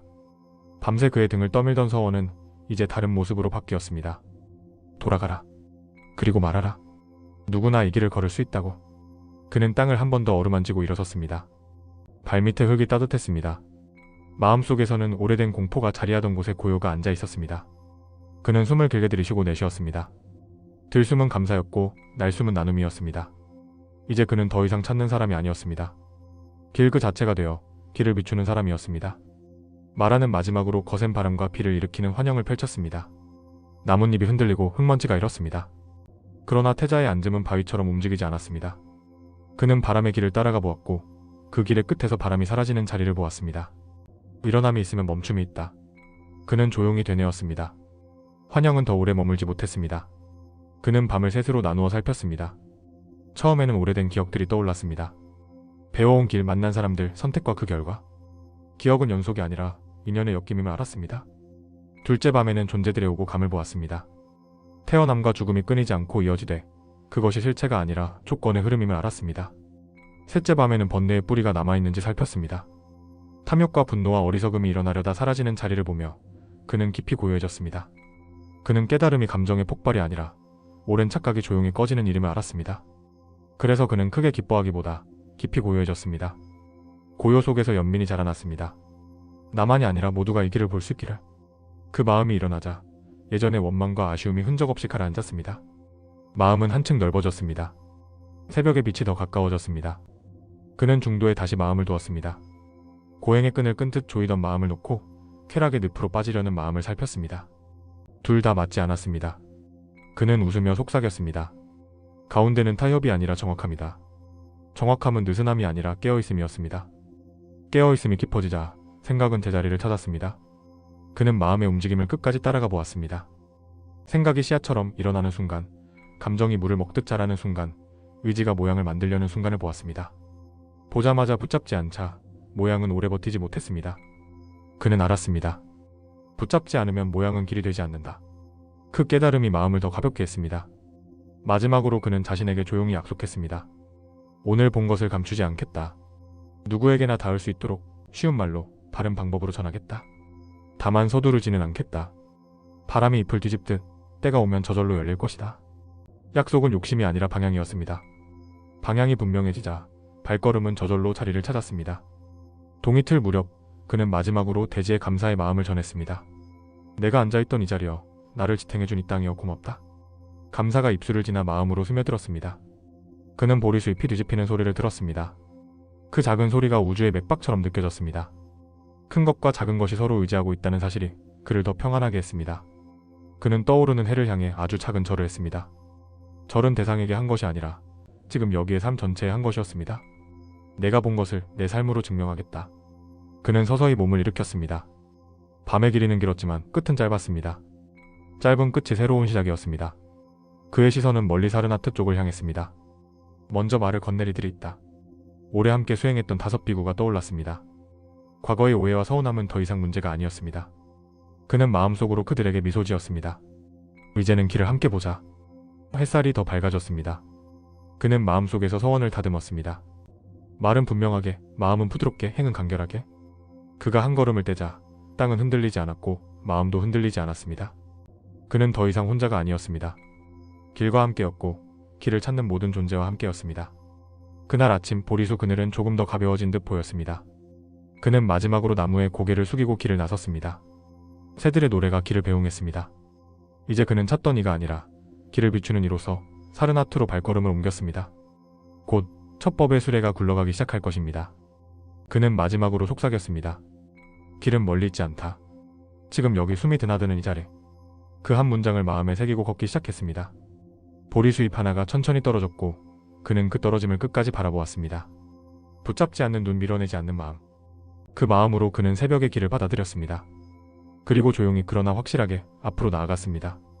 그의 발소리는 가벼웠고 그림자는 짧아졌습니다. 마음은 넓어졌고 호흡은 길어졌습니다. 그는 더 말할 필요가 없었습니다. 이제 말은 행으로 증명될 것이기 때문입니다. 그렇게 그는 새벽을 지나 낮으로 걸어갔습니다. 그리고 마음속에서 조용히 덧붙였습니다. 이 길을 모든 존재와 함께 나누겠다. 그 서원이 발걸음을 이끌었습니다. 새날이 밝았습니다. 그의 미소가 해처럼 번졌습니다. 그는 멈추지 않았습니다. 길은 계속되었습니다. 깨달음을 얻은 뒤에도 그는 보리수 아래 머물렀습니다. 그러나 마음 한켠에서는 분명한 울림이 있었습니다. 이 길을 나누어야 한다. 누구에게부터 전할 것인지 떠올리다가 예전에 함께 고행했던 5비구가 생각났습니다. 그들은 한때 자신을 버리고 떠났지만 오랜 세월 진리를 찾던 이들이었기에 오히려 믿음이 갔습니다. 그들은 진리를 들을 준비가 되어 있을지도 모른다는 생각이 들었습니다. 그는 사르나트를 향해 발걸음을 옮겼습니다. 길은 멀었고 날씨는 더웠지만 마음은 가벼웠습니다. 숲을 지나고 강을 건넜으며 마을을 스쳐갔습니다. 길 위에서 만난 이들에게 길을 강요하지 않았습니다. 다만 눈빛과 미소로 인사를 건넸습니다. 어떤 이들은 그를 의아하게 바라봤고 어떤 이들은 알 수 없는 존경의 빛을 보냈습니다. 며칠 뒤 사르나트의 녹야원에 도착했습니다. 멀리서 5비구가 보였습니다. 그들은 처음 그를 보자 속삭였습니다. 저 사람은 고행을 버리고 향락을 택한 자다. 우리와는 다르다. 그러나 그가 다가올수록 마음속에 알 수 없는 평온이 번졌습니다. 마치 그의 걸음과 숨결이 말없이 법을 전하는 듯 했습니다. 그는 조용히 인사하며 그들 앞에 앉았습니다. 벗들이여 나는 길을 찾았다. 비구들은 처음에는 고개를 저었지만 그의 눈빛에서 거짓이 없음을 보았습니다. 그는 변명하지 않고 차분히 말했습니다. 나는 고행과 향락 두 끝의 헛됨을 보았다. 그리고 그 사이 중도의 길을 보았다. 그 말에 5비구의 표정이 조금씩 누그러졌습니다. 그는 법을 설하기 시작했습니다. 퍼뜨리여, 태어나고 늙고 병들고 죽는 괴로움의 실상을 보라. 괴로움에는 원인이 있다. 가래와 집착과 무지가 그것이다. 그 원인을 끊으면 괴로움도 멈춘다. 그리고 괴로움의 멸함으로 이끄는 길이 있다. 이것이 사성제의 첫 설법이었습니다. 그는 각 성제를 차례로 풀어 설명하며 듣는 이들의 마음을 열었습니다. 이어 그는 팔정도를 설했습니다. 바른 견해, 바른 사유, 바른 말, 바른 행, 바른 생활, 바른 노력, 바른 마음챙김, 바른 집중. 이것이 괴로움을 멸하는 길이다. 8가지는 따로 떨어진 것이 아니라 서로 지지하며 완성됩니다. 그 길은 멀리 있지 않다. 지금 이 자리에서 시작할 수 있다. 그는 예를 들어 설명했습니다. 씨앗이 땅에 심기면 싹이 나고 햇빛과 물이 더해지면 줄기가 자라고 꽃이 피고 열매를 맺는다. 이 모든 것은 서로 기대고 있다. 팔정도의 길도 이와 같다. 비구들은 그 비유에 고개를 끄덕였습니다. 법이 머리에서 마음으로 스며드는 순간이었습니다. 설법이 이어지자 5비구의 표정이 변했습니다. 한 비구는 눈을 크게 뜨며 미소를 지었고 다른 비구는 깊은 숨을 내쉬었습니다. 그들의 마음속 매듭이 하나씩 풀렸습니다. 마침내 한 비구가 법안이 열리는 기쁨을 맛보았고 이어 나머지 비구들도 차례로 눈을 떴습니다. 그 순간 6명의 수행자가 같은 길 위에 섰습니다. 초기 승가의 탄생이었습니다. 그는 법을 전하고 함께 걷고 함께 머물며 교단의 기틀을 세웠습니다. 누구도 우위에 두지 않았고 누구도 뒤로 밀어내지 않았습니다.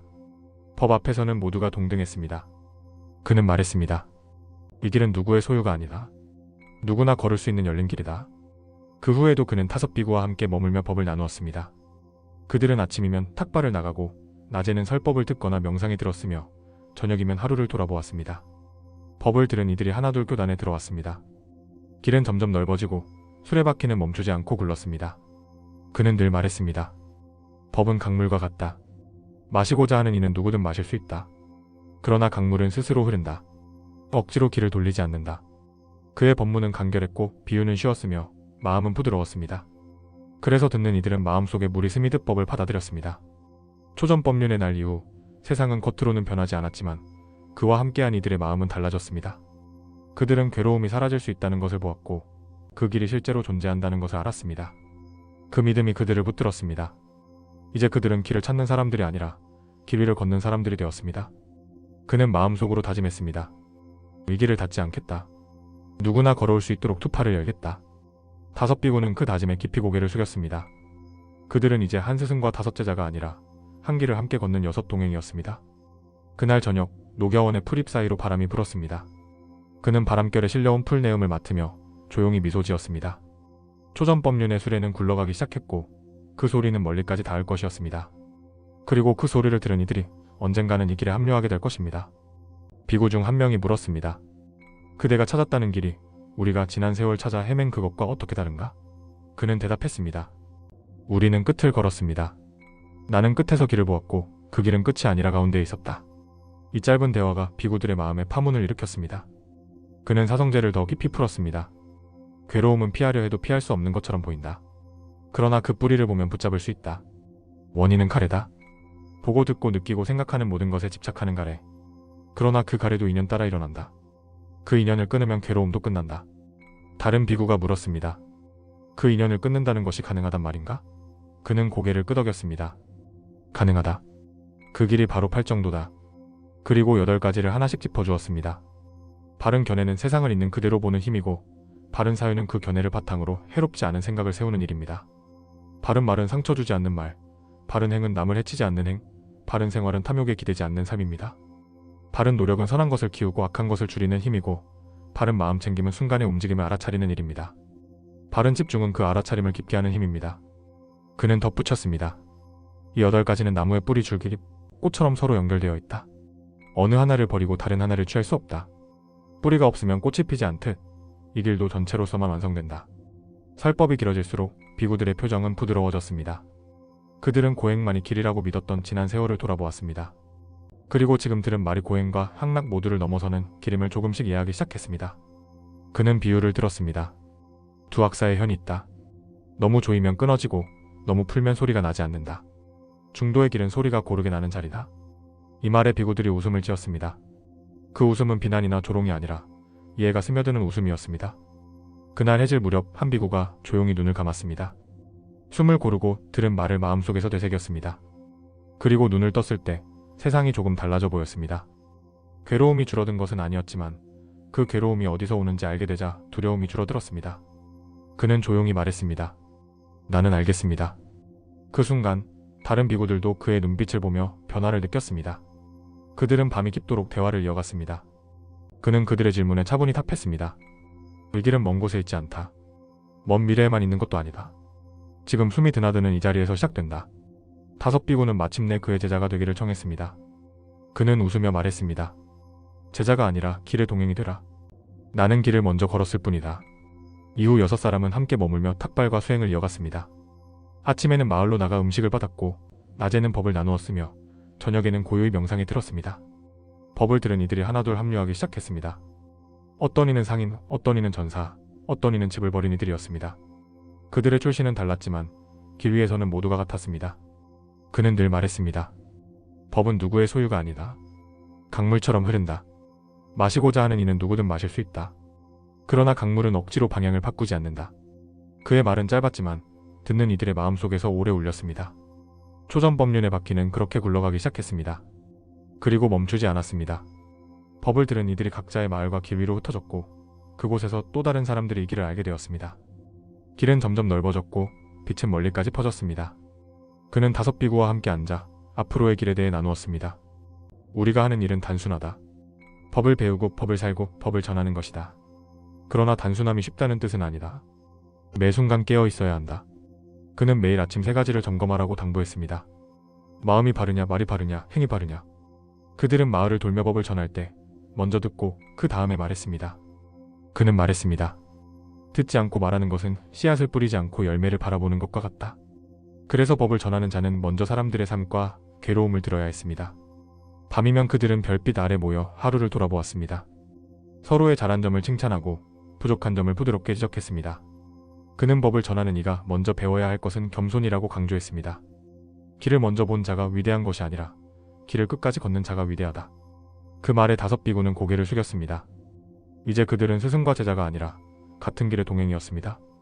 초전법륜의 바퀴는 그날 이후로도 쉼없이 굴러갔습니다. 그것은 단지 설법이 아니라 함께 살아내는 길이었습니다. 초전법륜 이후 그는 5비구와 함께 잠시 사르나트에 머물렀습니다. 하지만 오래 한 곳에 있을 수는 없었습니다. 그는 말했습니다. 길은 걸어야 이어진다. 머물면 강물도 썩는다. 6명의 수행자는 서로 다른 방향으로 흩어져 법을 전하기로 했습니다. 그가 정한 원칙은 단순했습니다. 어디든 가되 듣는 이를 가리지 말라. 그는 가까운 마을과 성읍을 돌았습니다. 때로는 나무 그늘 아래에서, 때로는 시장 한가운데에서, 때로는 강가에서 법을 전했습니다. 법을 듣는 사람들은 제각각이었습니다. 장터의 상인, 파치를 마친 농부, 물을 길러온 여인, 호기심 어린 아이들까지. 그는 장소를 가리지 않았고 사람을 차별하지 않았습니다. 바람이 머무는 곳이 곧 법을 전하는 자리다. 그의 설법은 길지 않았지만 마음에 오래 남았습니다. 그는 종종 물었습니다. 그대는 괴로움이 어디서 오는지 아는가? 사람들은 고개를 저었습니다. 그러면 그는 부드럽게 말했습니다. 보라, 그대의 마음이 원하는 것이 이루어지지 않을 때 괴로움이 생기지 않는가? 그러나 그 마음을 잘 살피면 그 괴로움은 줄어든다. 단순하지만 깊은 말이었습니다. 법을 들은 사람들 가운데는 즉시 교단에 합류하는 이들이 있었습니다. 그러나 더 많은 사람들은 마음속에 법을 새기고 일상으로 돌아갔습니다. 그는 강요하지 않았습니다. 씨앗은 제때 싹튼다. 억지로 파내면 죽는다. 그는 기다렸습니다. 준비된 이들이 스스로 걸어 들어오기를. 새로 합류한 제자들의 배경은 다양했습니다. 가난한 자도 부유한 자도 있었고 전사였더니 장사꾼이었더니 심지어 관직에 있던 이도 있었습니다. 어떤 이는 병으로 더 이상 생업을 이어갈 수 없었고 어떤 이는 세속의 부귀를 버렸습니다. 그는 출신을 묻지 않았습니다. 물은 그릇의 모양에 따라 담기지만 물 자체는 다르지 않다. 각지로 흩어진 제자들도 제 나름의 방식으로 설법을 이어갔습니다. 어떤 이는 마을의 어린이들에게, 어떤 이는 길 위의 나그네들에게, 어떤 이는 시장 한가운데서 법을 전했습니다. 그리고 그 소식은 그에게까지 전해졌습니다. 그는 듣고 기뻐했습니다. 법은 나를 떠나 홀로 걷기 시작했다. 그는 새로운 제자들에게 몇 가지 생활 지침을 주었습니다. 첫째, 어디서든 최소한의 것만으로 살아라. 둘째, 들은 것은 기억하고 기억한 것은 실천하라. 셋째, 법을 전할 때는 먼저 듣고 그 다음에 말하라. 듣지 않고 말하는 것은 씨앗을 뿌리지 않고 열매를 바라보는 것과 같다. 비구들은 매일 아침 탁발을 나갔습니다. 낮에는 법문을 나누고 저녁에는 하루를 돌아보았습니다. 서로의 잘한 점은 칭찬하고 부족한 점은 부드럽게 바로잡았습니다. 그는 말했습니다. 길 위의 동행은 거울과 같다. 거울은 꾸미지 않고 있는 그대로를 비춘다. 교단이 커질수록 지켜야 할 원칙도 많아졌습니다. 그는 가장 먼저 평등을 강조했습니다. 나이가 많다고 먼저가 아니고 오래 수행했다고 위가 아니다. 법 앞에서는 모두가 동등하다. 이 원칙은 새로운 이들에게도 분명히 전해졌습니다. 그는 또 말했습니다. 길이 넓어지면 잡초도 많아진다. 잡초를 뽑듯 잘못된 길을 걸으면 바로잡아야 한다. 그러나 뿌리째 뽑기 전에 먼저 물을 주어보라. 이는 사람을 함부로 내치지 말라는 뜻이었습니다. 각지에서의 설법은 때로 반대와 조롱을 받기도 했습니다. 어떤 이는 그를 향해 돌을 던지기도 했습니다. 그러나 그는 피하지 않았습니다. 돌은 맞으면 아프지만 마음은 다치지 않는다. 그는 미소를 지으며 계속 설법을 이어갔습니다. 그 모습은 오히려 사람들의 마음을 움직였습니다. 해가 지고 제자들이 하나둘 모이면 그는 그날의 길 이야기를 들었습니다. 마을에서 어떤 일을 만났는지, 어떤 질문이 있었는지, 무엇을 느꼈는지를. 그리고 모두가 잠든 밤, 그는 하늘의 별을 올려다보았습니다. 이 길은 아직 멀다. 그러나 이미 시작되었다. 그렇게 그는 다음 날을 준비했습니다. 그가 마을에 들어서면 아이들이 먼저 몰려왔습니다. 스승님, 오늘은 무슨 이야기를 해주실 거예요? 그는 웃으며 대답했습니다. 오늘은 마음에 대해 이야기하자. 마음은 물과 같아서 가만히 두면 맑아지고 흔들면 탁해진다. 아이들은 눈을 크게 뜨고 들었습니다. 어느 날은 농부가 물었습니다. 스승님, 저는 밭을 갈고 씨를 뿌리고 잡초를 뽑느라 하루가 다 갑니다. 수행할 시간이 없습니다. 그는 고개를 저으며 말했습니다. 그대가 밭을 갈 때 흙 냄새를 느끼고 씨앗이 흙에 닿는 순간을 알아차리면 그것이 수행이다. 농부는 그제야 미소를 지었습니다. 또 다른 날 시장의 상인이 물었습니다. 저는 돈을 벌어야 가족을 먹여 살릴 수 있습니다. 그런데 마음은 늘 불안합니다. 그는 대답했습니다. 돈은 배를 띄우는 물과 같다. 너무 적으면 배가 가라앉고 너무 많으면 배가 뒤집힌다. 필요한 만큼을 알면 마음이 잔잔해진다. 제자들은 각지로 나가 법을 전하면서도 일정한 시기에 함께 모였습니다. 그 자리는 마치 흐르던 강물들이 한 곳에 모이는 듯 했습니다. 서로의 경험을 나누고 어려웠던 점을 이야기하며 법의 길을 다듬었습니다.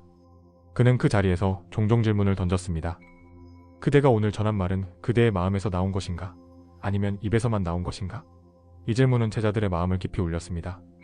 교단이 커지면서 서로 다른 생각을 가진 이들도 들어왔습니다. 어떤 이는 더 많은 제자를 모으자고 했고 어떤 이는 한 지역에 머물며 깊이 뿌리 내리자고 했습니다. 그는 말했습니다. 길에는 넓게 뻗는 나무도 있고 깊이 뿌리 내리는 나무도 있다. 어느 쪽이든 법을 잊지 않으면 된다. 그는 매일 저녁 제자들과 둘러앉아 하루를 돌아봤습니다. 오늘은 누구를 만났는가? 무엇을 배웠는가? 마음이 어땠는가? 제자들은 솔직하게 대답했습니다. 어떤 이는 설법 중에 졸았다고 했고 어떤 이는 화를 낼 뻔했다고 했습니다. 그는 꾸짖지 않았습니다. 깨달음은 잘못이 줄어드는 것이 아니라 잘못을 빨리 알아차리는 것이다. 마을 사람들은 점점 그를 신뢰하게 되었습니다. 처음에는 멀리서만 바라보던 이들이 시간이 지나면서 법을 들으러 가까이 왔습니다. 그는 한 번도 자신의 이름을 크게 드러내지 않았습니다. 법은 이름에 머무르지 않는다. 그저 흐를 뿐이다. 그러나 모든 곳에서 환영받은 것은 아니었습니다. 어떤 마을에서는 낯선 이가 들어왔다고 경계했고 어떤 이들은 그가 전하는 법이 쓸모없다고 비웃었습니다. 심지어 한 청년은 그에게 다가와 고성을 지르며 내쫓으려 했습니다. 그는 잠시 청년을 바라보다가 말했습니다. 그대의 분노를 나에게 던지지 말고 그대 마음속 뿌리를 보라. 청년은 아무 말 없이 돌아섰지만 며칠 뒤 다시 찾아와 조용히 설법을 들었습니다. 시간이 흐르면서 그의 제자들은 그가 전한 길을 조금씩 자신의 삶에 녹여갔습니다. 그들은 더 이상 단순한 설법자가 아니라 사람들의 삶에 스며드는 존재가 되었습니다. 법은 그렇게 확장되었습니다. 소리 없이 그러나 멈추지 않고 교단이 확장되면서 먼 지역에서도 소식이 들려왔습니다. 북쪽에서는 산골 마을 사람들이 법을 듣기 위해 하루 종일 걸어왔다고 했고 남쪽에서는 어부들이 그물질을 마친 뒤 해변에 모여 설법을 들었다고 했습니다. 그는 그 이야기를 들을 때마다 미소를 지었습니다. 물길은 산을 넘고 강을 건넌다. 법도 그러하다. 제자 중 한 명이 물었습니다. 스승님, 우리가 이렇게 넓게 퍼져나가면 언젠가 길을 잃지 않겠습니까? 그는 대답했습니다.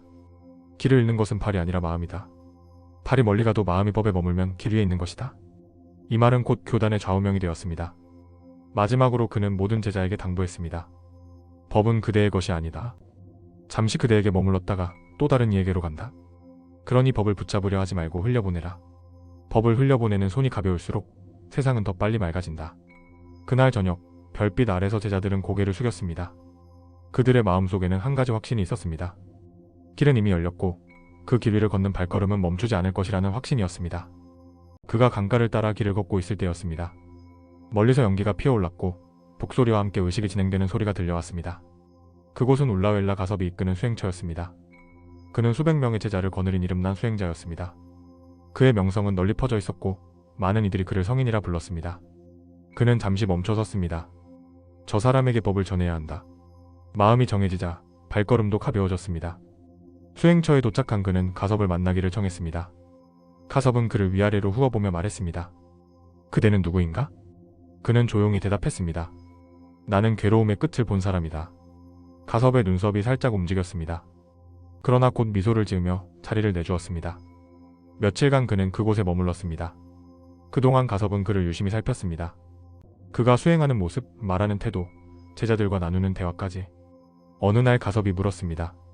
그대는 불을 신으로 섬기지 않는가? 그는 고개를 저었습니다. 불은 그저 불이다. 타오르고 꺼진다. 그러나 괴로움은 불보다 깊고 법은 불보다 오래간다. 이 말에 가섭은 잠시 말을 잃었습니다. 그날 밤 큰 폭우가 내려 강물이 불어났습니다. 수행처의 제자들이 당황했지만 그는 침착하게 물길을 살피고 사람들을 안전한 곳으로 이끌었습니다. 그 모습을 본 가섭은 속으로 생각했습니다. 이 사람의 힘은 단지 말에 있지 않다. 다음날 아침 가섭은 그의 앞에 와서 합장했습니다. 나는 이제 그대의 길을 따르겠다. 가섭뿐 아니라 그의 제자 500명도 함께 법에 귀의했습니다. 그날 강가에서 울려 퍼진 사성제와 팔정도의 법문은 바람을 타고 멀리 퍼져갔습니다. 제자들은 하나같이 눈빛이 변했고 그들의 마음속에는 새로운 길이 열렸습니다.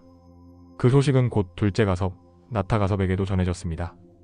그는 형 못지않게 강직하고 자존심이 강한 수행자였습니다. 처음 만났을 때 나타 가섭은 웃으며 말했습니다. 형이 그대에게 귀했다지? 그러나 나는 쉽게 사람을 따르지 않는다. 그는 부드럽게 대답했습니다. 나를 따를 필요는 없다. 다만 그대 마음이 괴로움에서 벗어나기를 바란다. 그 짧은 말이 나타 가섭의 마음에 파문을 일으켰습니다. 며칠 뒤 그는 형처럼 법에 귀했고 그의 제자 300명도 함께했습니다. 셋째 가섭, 가야 가섭과의 만남은 더욱 빠르게 이루어졌습니다. 두 형이 먼저 법을 전했고 그는 의심 없이 길에 합류했습니다. 그리하여 세 형제와 천여 명의 제자들이 하나가 되었습니다. 이는 교단이 시작된 이후 가장 큰 규모의 합류였습니다. 새로 합류한 대중은 그와 함께 강을 건너고 마을을 지나며 법을 전했습니다. 사람들이 몰려와 물었습니다. 이 많은 사람이 어떻게 다 하나의 길을 걷는가? 그는 대답했습니다. 길이 하나라서가 아니라 목적이 하나이기 때문이다. 괴로움에서 벗어나겠다는 그 마음이 우리를 하나로 묶는다. 어느 마을에서는 수백 명이 모였습니다. 그는 사성제를 풀어 말했습니다. 괴로움의 실체, 그 원인을 끊는 가능성, 그리고 그 길. 팔정도를 하나하나 설명하며 듣는 이들이 고개를 끄덕이게 했습니다. 가섭 삼형제도 곁에서 함께 설법을 나누었습니다. 제자들이 돌아가며 자신의 깨달음을 이야기했고 그 소리는 사람들의 마음속에 깊이 새겨졌습니다. 밤이 되면 강가에 불을 피우고 둘러앉아 하루를 돌아보았습니다. 제자들끼리 질문을 주고받고 실수한 일은 부드럽게 나누었습니다. 그는 말했습니다. 대중은 강물과 같다. 서로 다른 물줄기가 모여도 흐름은 하나다. 그러나 서로 부딪히지 않으려면 마음을 낮춰야 한다. 가섭 삼형제와 함께한 날들은 교단에 큰 변화를 가져왔습니다. 그들의 제자들은 처음에는 서로 다른 습관과 생각을 가졌습니다. 어떤 이는 오랫동안 불을 숭배하며 살아왔고 어떤 이는 고행을 수행의 전부라 믿었습니다. 그는 그 차이를 부드럽게 녹여냈습니다. 다른 물이 모이면 색이 섞이듯 다른 길을 걸어온 이들이 모이면 마음이 넓어진다. 어느 날 저녁 한 제자가 물었습니다. 스승님, 저는 아직도 옛 의식을 버리기가 어렵습니다. 그는 대답했습니다. 과거를 없애려 하지 말라. 다만 과거에 매이지 말라. 강은 바위를 지나 흘러가지만 바위를 부수지 않는다. 그 말에 제자는 고개를 숙였습니다. 또 다른 제자는 법문을 듣고도 이해가 되지 않는다고 털어놓았습니다. 그는 웃으며 말했다. 법은 씨앗과 같다. 오늘 심었더라도 내일 싹틀 수도 한 달 뒤에 싹틀 수도 있다. 중요한 것은 씨앗을 심고 물을 주는 것이다. 대중교화의 현장은 늘 활기찼습니다. 어떤 마을에서는 아이들이 먼저 몰려왔고 그는 아이들에게 비유를 들어 법을 전했습니다. 마음은 연못과 같다. 돌을 던지면 물결이 일고 가만히 두면 맑아진다. 아이들은 장난처럼 돌을 던졌다가 이내 물결이 잦아드는 것을 보고 고개를 끄덕였습니다. 또 다른 곳에서는 한 노인이 다가와 물었습니다. 평생을 가난하게 살았는데 마음이 편한 적이 없습니다. 그는 노인의 손을 잡고 말했습니다. 가난은 소유의 크기가 아니라 욕심의 크기에서 온다. 욕심이 줄어들면 가진 것이 적어도 마음은 부유하다. 노인의 눈가에 눈물이 맺혔습니다. 시간이 지날수록 교단의 발걸음은 더욱 멀리 뻗어갔습니다. 강을 건너고 산을 넘고 사막을 지나며 법이 퍼져갔습니다. 그는 늘 말했습니다. 법은 바람과 같다. 붙잡을 수 없지만 어디든 스며든다. 어느 날 한 마을에서 설법을 마친 뒤 한 청년이 다가왔습니다. 저는 분노를 참을 수 없습니다. 어떻게 해야 합니까? 그는 청년을 바라보며 천천히 대답했습니다. 분노는 불과 같다. 불이 붙으면 물을 부어야 하지 기름을 부으면 안 된다. 그대의 숨이 물이 되고 그대의 침묵이 물이 된다. 청년은 그 길로 조용히 자리를 떠났고 며칠 뒤 다시 와서 고개를 숙였습니다. 한 번은 강 건너 큰 도시에서 대규모 설법 요청이 있었습니다. 가섭 삼형제와 제자들은 함께 길을 나섰습니다. 도시의 광장에는 장터가 열렸고 상인과 농부, 장인과 어린아이들까지 수백 명이 모였습니다. 그는 높은 자리에 서지 않았습니다. 사람들과 같은 눈높이에서 차분히 이야기를 시작했습니다. 그대들이 살아가는 이 세상은 잠시 머무는 여관과 같다. 손님이 머물다 떠나듯 우리도 언젠가는 떠난다. 그러니 짐을 가볍게 하라. 짐이 가벼우면 걸음도 가볍다. 설법이 끝나자 많은 이들이 스스로 다가와 물었습니다. 저도 법을 따를 수 있습니까? 저는 죄를 많이 지었습니다. 그는 부드럽게 웃으며 말했습니다. 죄는 그림자와 같다. 빛이 비치면 사라진다. 법이 바로 그 빛이다. 그날 이후 도시에 작은 수행 모임이 생겼고 제자들이 돌아가며 그곳을 찾았습니다. 여행의 마지막 밤, 그는 제자들을 모아놓고 정리하듯 말했습니다. 우리가 걷는 길에는 세 가지 보물이 있다. 첫째, 서로의 마음을 살피는 눈. 둘째, 법을 잃지 않는 귀. 셋째, 괴로움 속에서도 걸음을 멈추지 않는 발.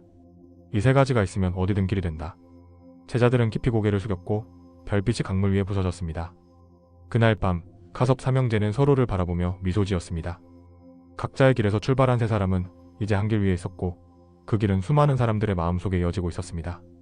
부처님의 나이 80이 되었습니다. 긴 세월 동안 인도의 광활한 대지를 걸으며 수많은 사람들에게 고통에서 벗어나는 길을 전하셨습니다. 젊은 시절 왕궁의 화려한 정각에서부터 황량한 사막의 변두리 마을까지 부처님의 발걸음이 닿지 않은 곳은 거의 없었습니다. 부유한 이에게는 겸손을, 가난한 이에게는 위로를, 방황하는 이에게는 길을, 병든 이에게는 차비를 전하셨습니다. 세월이 흘러 사람들의 얼굴과 목소리는 바뀌었지만 부처님의 눈빛만큼은 한결같았습니다. 맑고 고요하며 깊은 호수처럼 평온했습니다. 어느 날 부처님은 제자 아난다와 함께 북쪽의 작은 마을 쿠시나가라로 향하셨습니다. 아난다는 이 길이 스승의 마지막 여정이 될지도 모른다는 생각에 마음이 무거웠습니다. 길을 걷는 동안 부처님은 길가의 아이들에게 손을 흔들고 마을의 노인에게 고개 숙여 인사했습니다. 농부는 흙 묻은 손으로 합장했고 부처님은 그 손을 잠시 잡아주셨습니다. 바람은 논두렁 사이를 지나며 풀향기를 실어왔고 멀리서 소와 염소의 울음소리가 들판을 감쌌습니다. 걷던 중 부처님은 발걸음을 멈추고 아난다를 바라보셨습니다. 아난다여, 사람의 몸은 가을날 아침 이슬과 같고 봄날 꽃잎과 같으며 번개처럼 터섭다. 모든 것은 변하니 집착을 버리고 법을 따라야 한다. 아난다는 그 말을 들으며 스승이 전한 무상의 진리가 더 이상 책 속의 문장이 아니라 지금 이 순간 자신의 가슴을 울리는 현실임을 느꼈습니다. 잠시 침묵이 흐르고 아난다는 물었습니다. 세상은 끊임없이 변한다 하셨지만 스승님의 가르침은 변하지 않겠지요? 부처님은 미소를 지으며 고개를 끄덕였습니다. 진리는 변하지 않는다.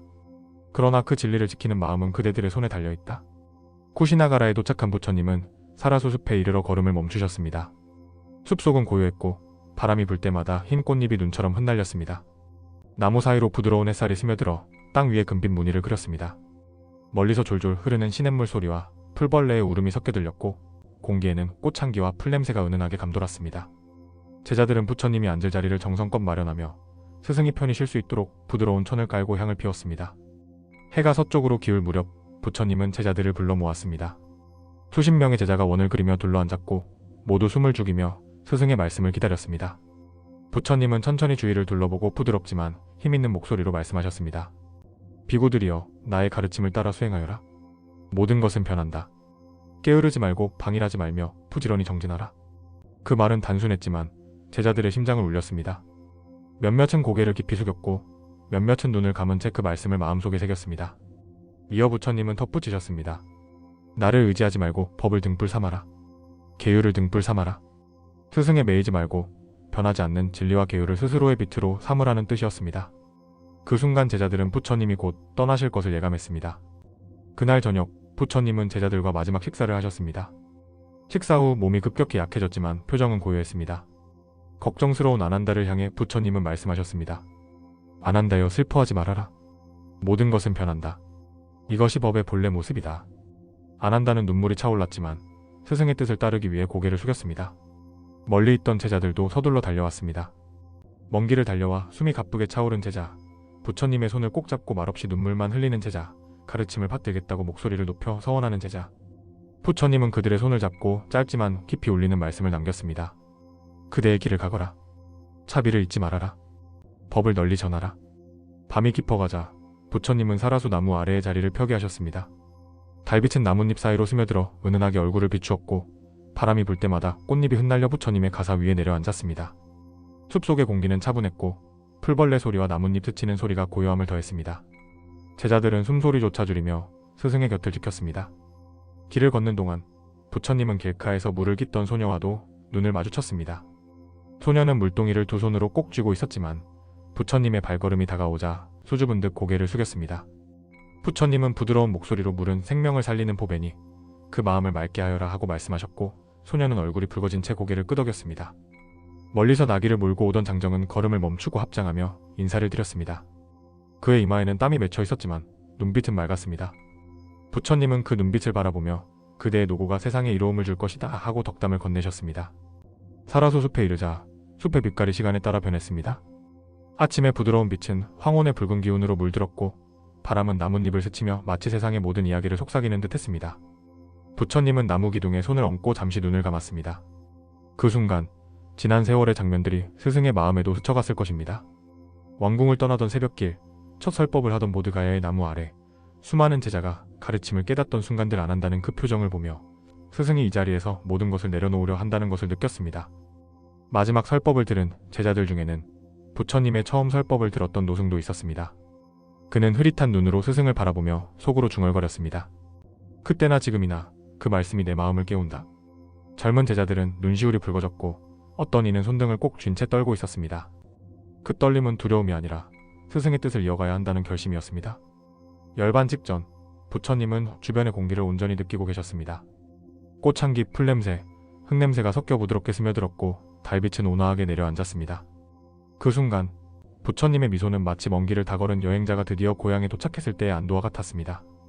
숨이 점점 잦아들자 제자들은 그 소리를 들으며 눈을 감았습니다. 부처님의 숨결은 사라졌지만 그분의 가르침은 제자들의 가슴 속에서 여전히 맥동치고 있었습니다. 제자들은 서로 눈빛을 나누며 이 밤을 영원히 기억하리라 다짐했습니다. 숲속 바람은 부드럽게 불어와 눈물마저 말려주었고 멀리서 들려오는 밤새의 울음소리는 마치 스승의 가르침을 이어 노래하는 듯 했습니다. 마지막 순간 부처님은 조용히 입을 여셨습니다. 제자들이여 모든 것은 변한다. 게으르지 말고 정진하라. 그 말은 사라소 숲을 울리며 제자들의 마음속 깊이 새겨졌습니다. 부처님은 눈을 감고 깊은 선정에 드셨습니다. 호흡은 점점 고요해졌고 얼굴에는 온화한 미소가 번졌습니다. 그때 바람이 일며 수많은 사라소 꽃잎이 하늘에서 쏟아져 내렸습니다. 꽃잎은 부처님의 주위를 감싸며 천천히 내려앉았습니다. 제자들의 눈에서는 눈물이 흘렀지만 그들은 가르침을 기억하며 마음을 다잡았습니다. 슬픔조차도 한순간의 인연임을 알았기 때문입니다. 부처님은 모든 번뇌와 고통에서 벗어나 완전한 열반에 드셨습니다. 그 모습은 구름 한 점 없는 맑은 하늘에 빛나는 달빛 같았습니다. 숲은 더욱 고요해졌고 제자들은 오랫동안 침묵 속에서 그 순간을 지켜보았습니다. 부처님의 마지막 설법과 열반은 한 시대의 끝이자 새로운 시작이었습니다. 제자들은 스승의 말씀을 가슴 깊이 새기고 세상 곳곳으로 흩어져 법을 전했습니다. 그 가르침은 오늘날까지도 이어져 무상의 진리와 부지런한 정진의 의미를 전하고 있습니다. 우리가 이야기를 되새기는 이유는 단순한 옛날 이야기를 알기 위함이 아닙니다. 그 말씀은 오늘을 사는 우리에게도 울림을 줍니다. 모든 것은 변하고 언젠가는 끝이 옵니다. 그러므로 지금 이 순간이 가장 소중합니다. 부처님의 마지막 당부처럼 게으르지 않고 바르게 살아가야 합니다. 그 길 위에서 가르침은 여전히 살아 숨쉬고 있습니다.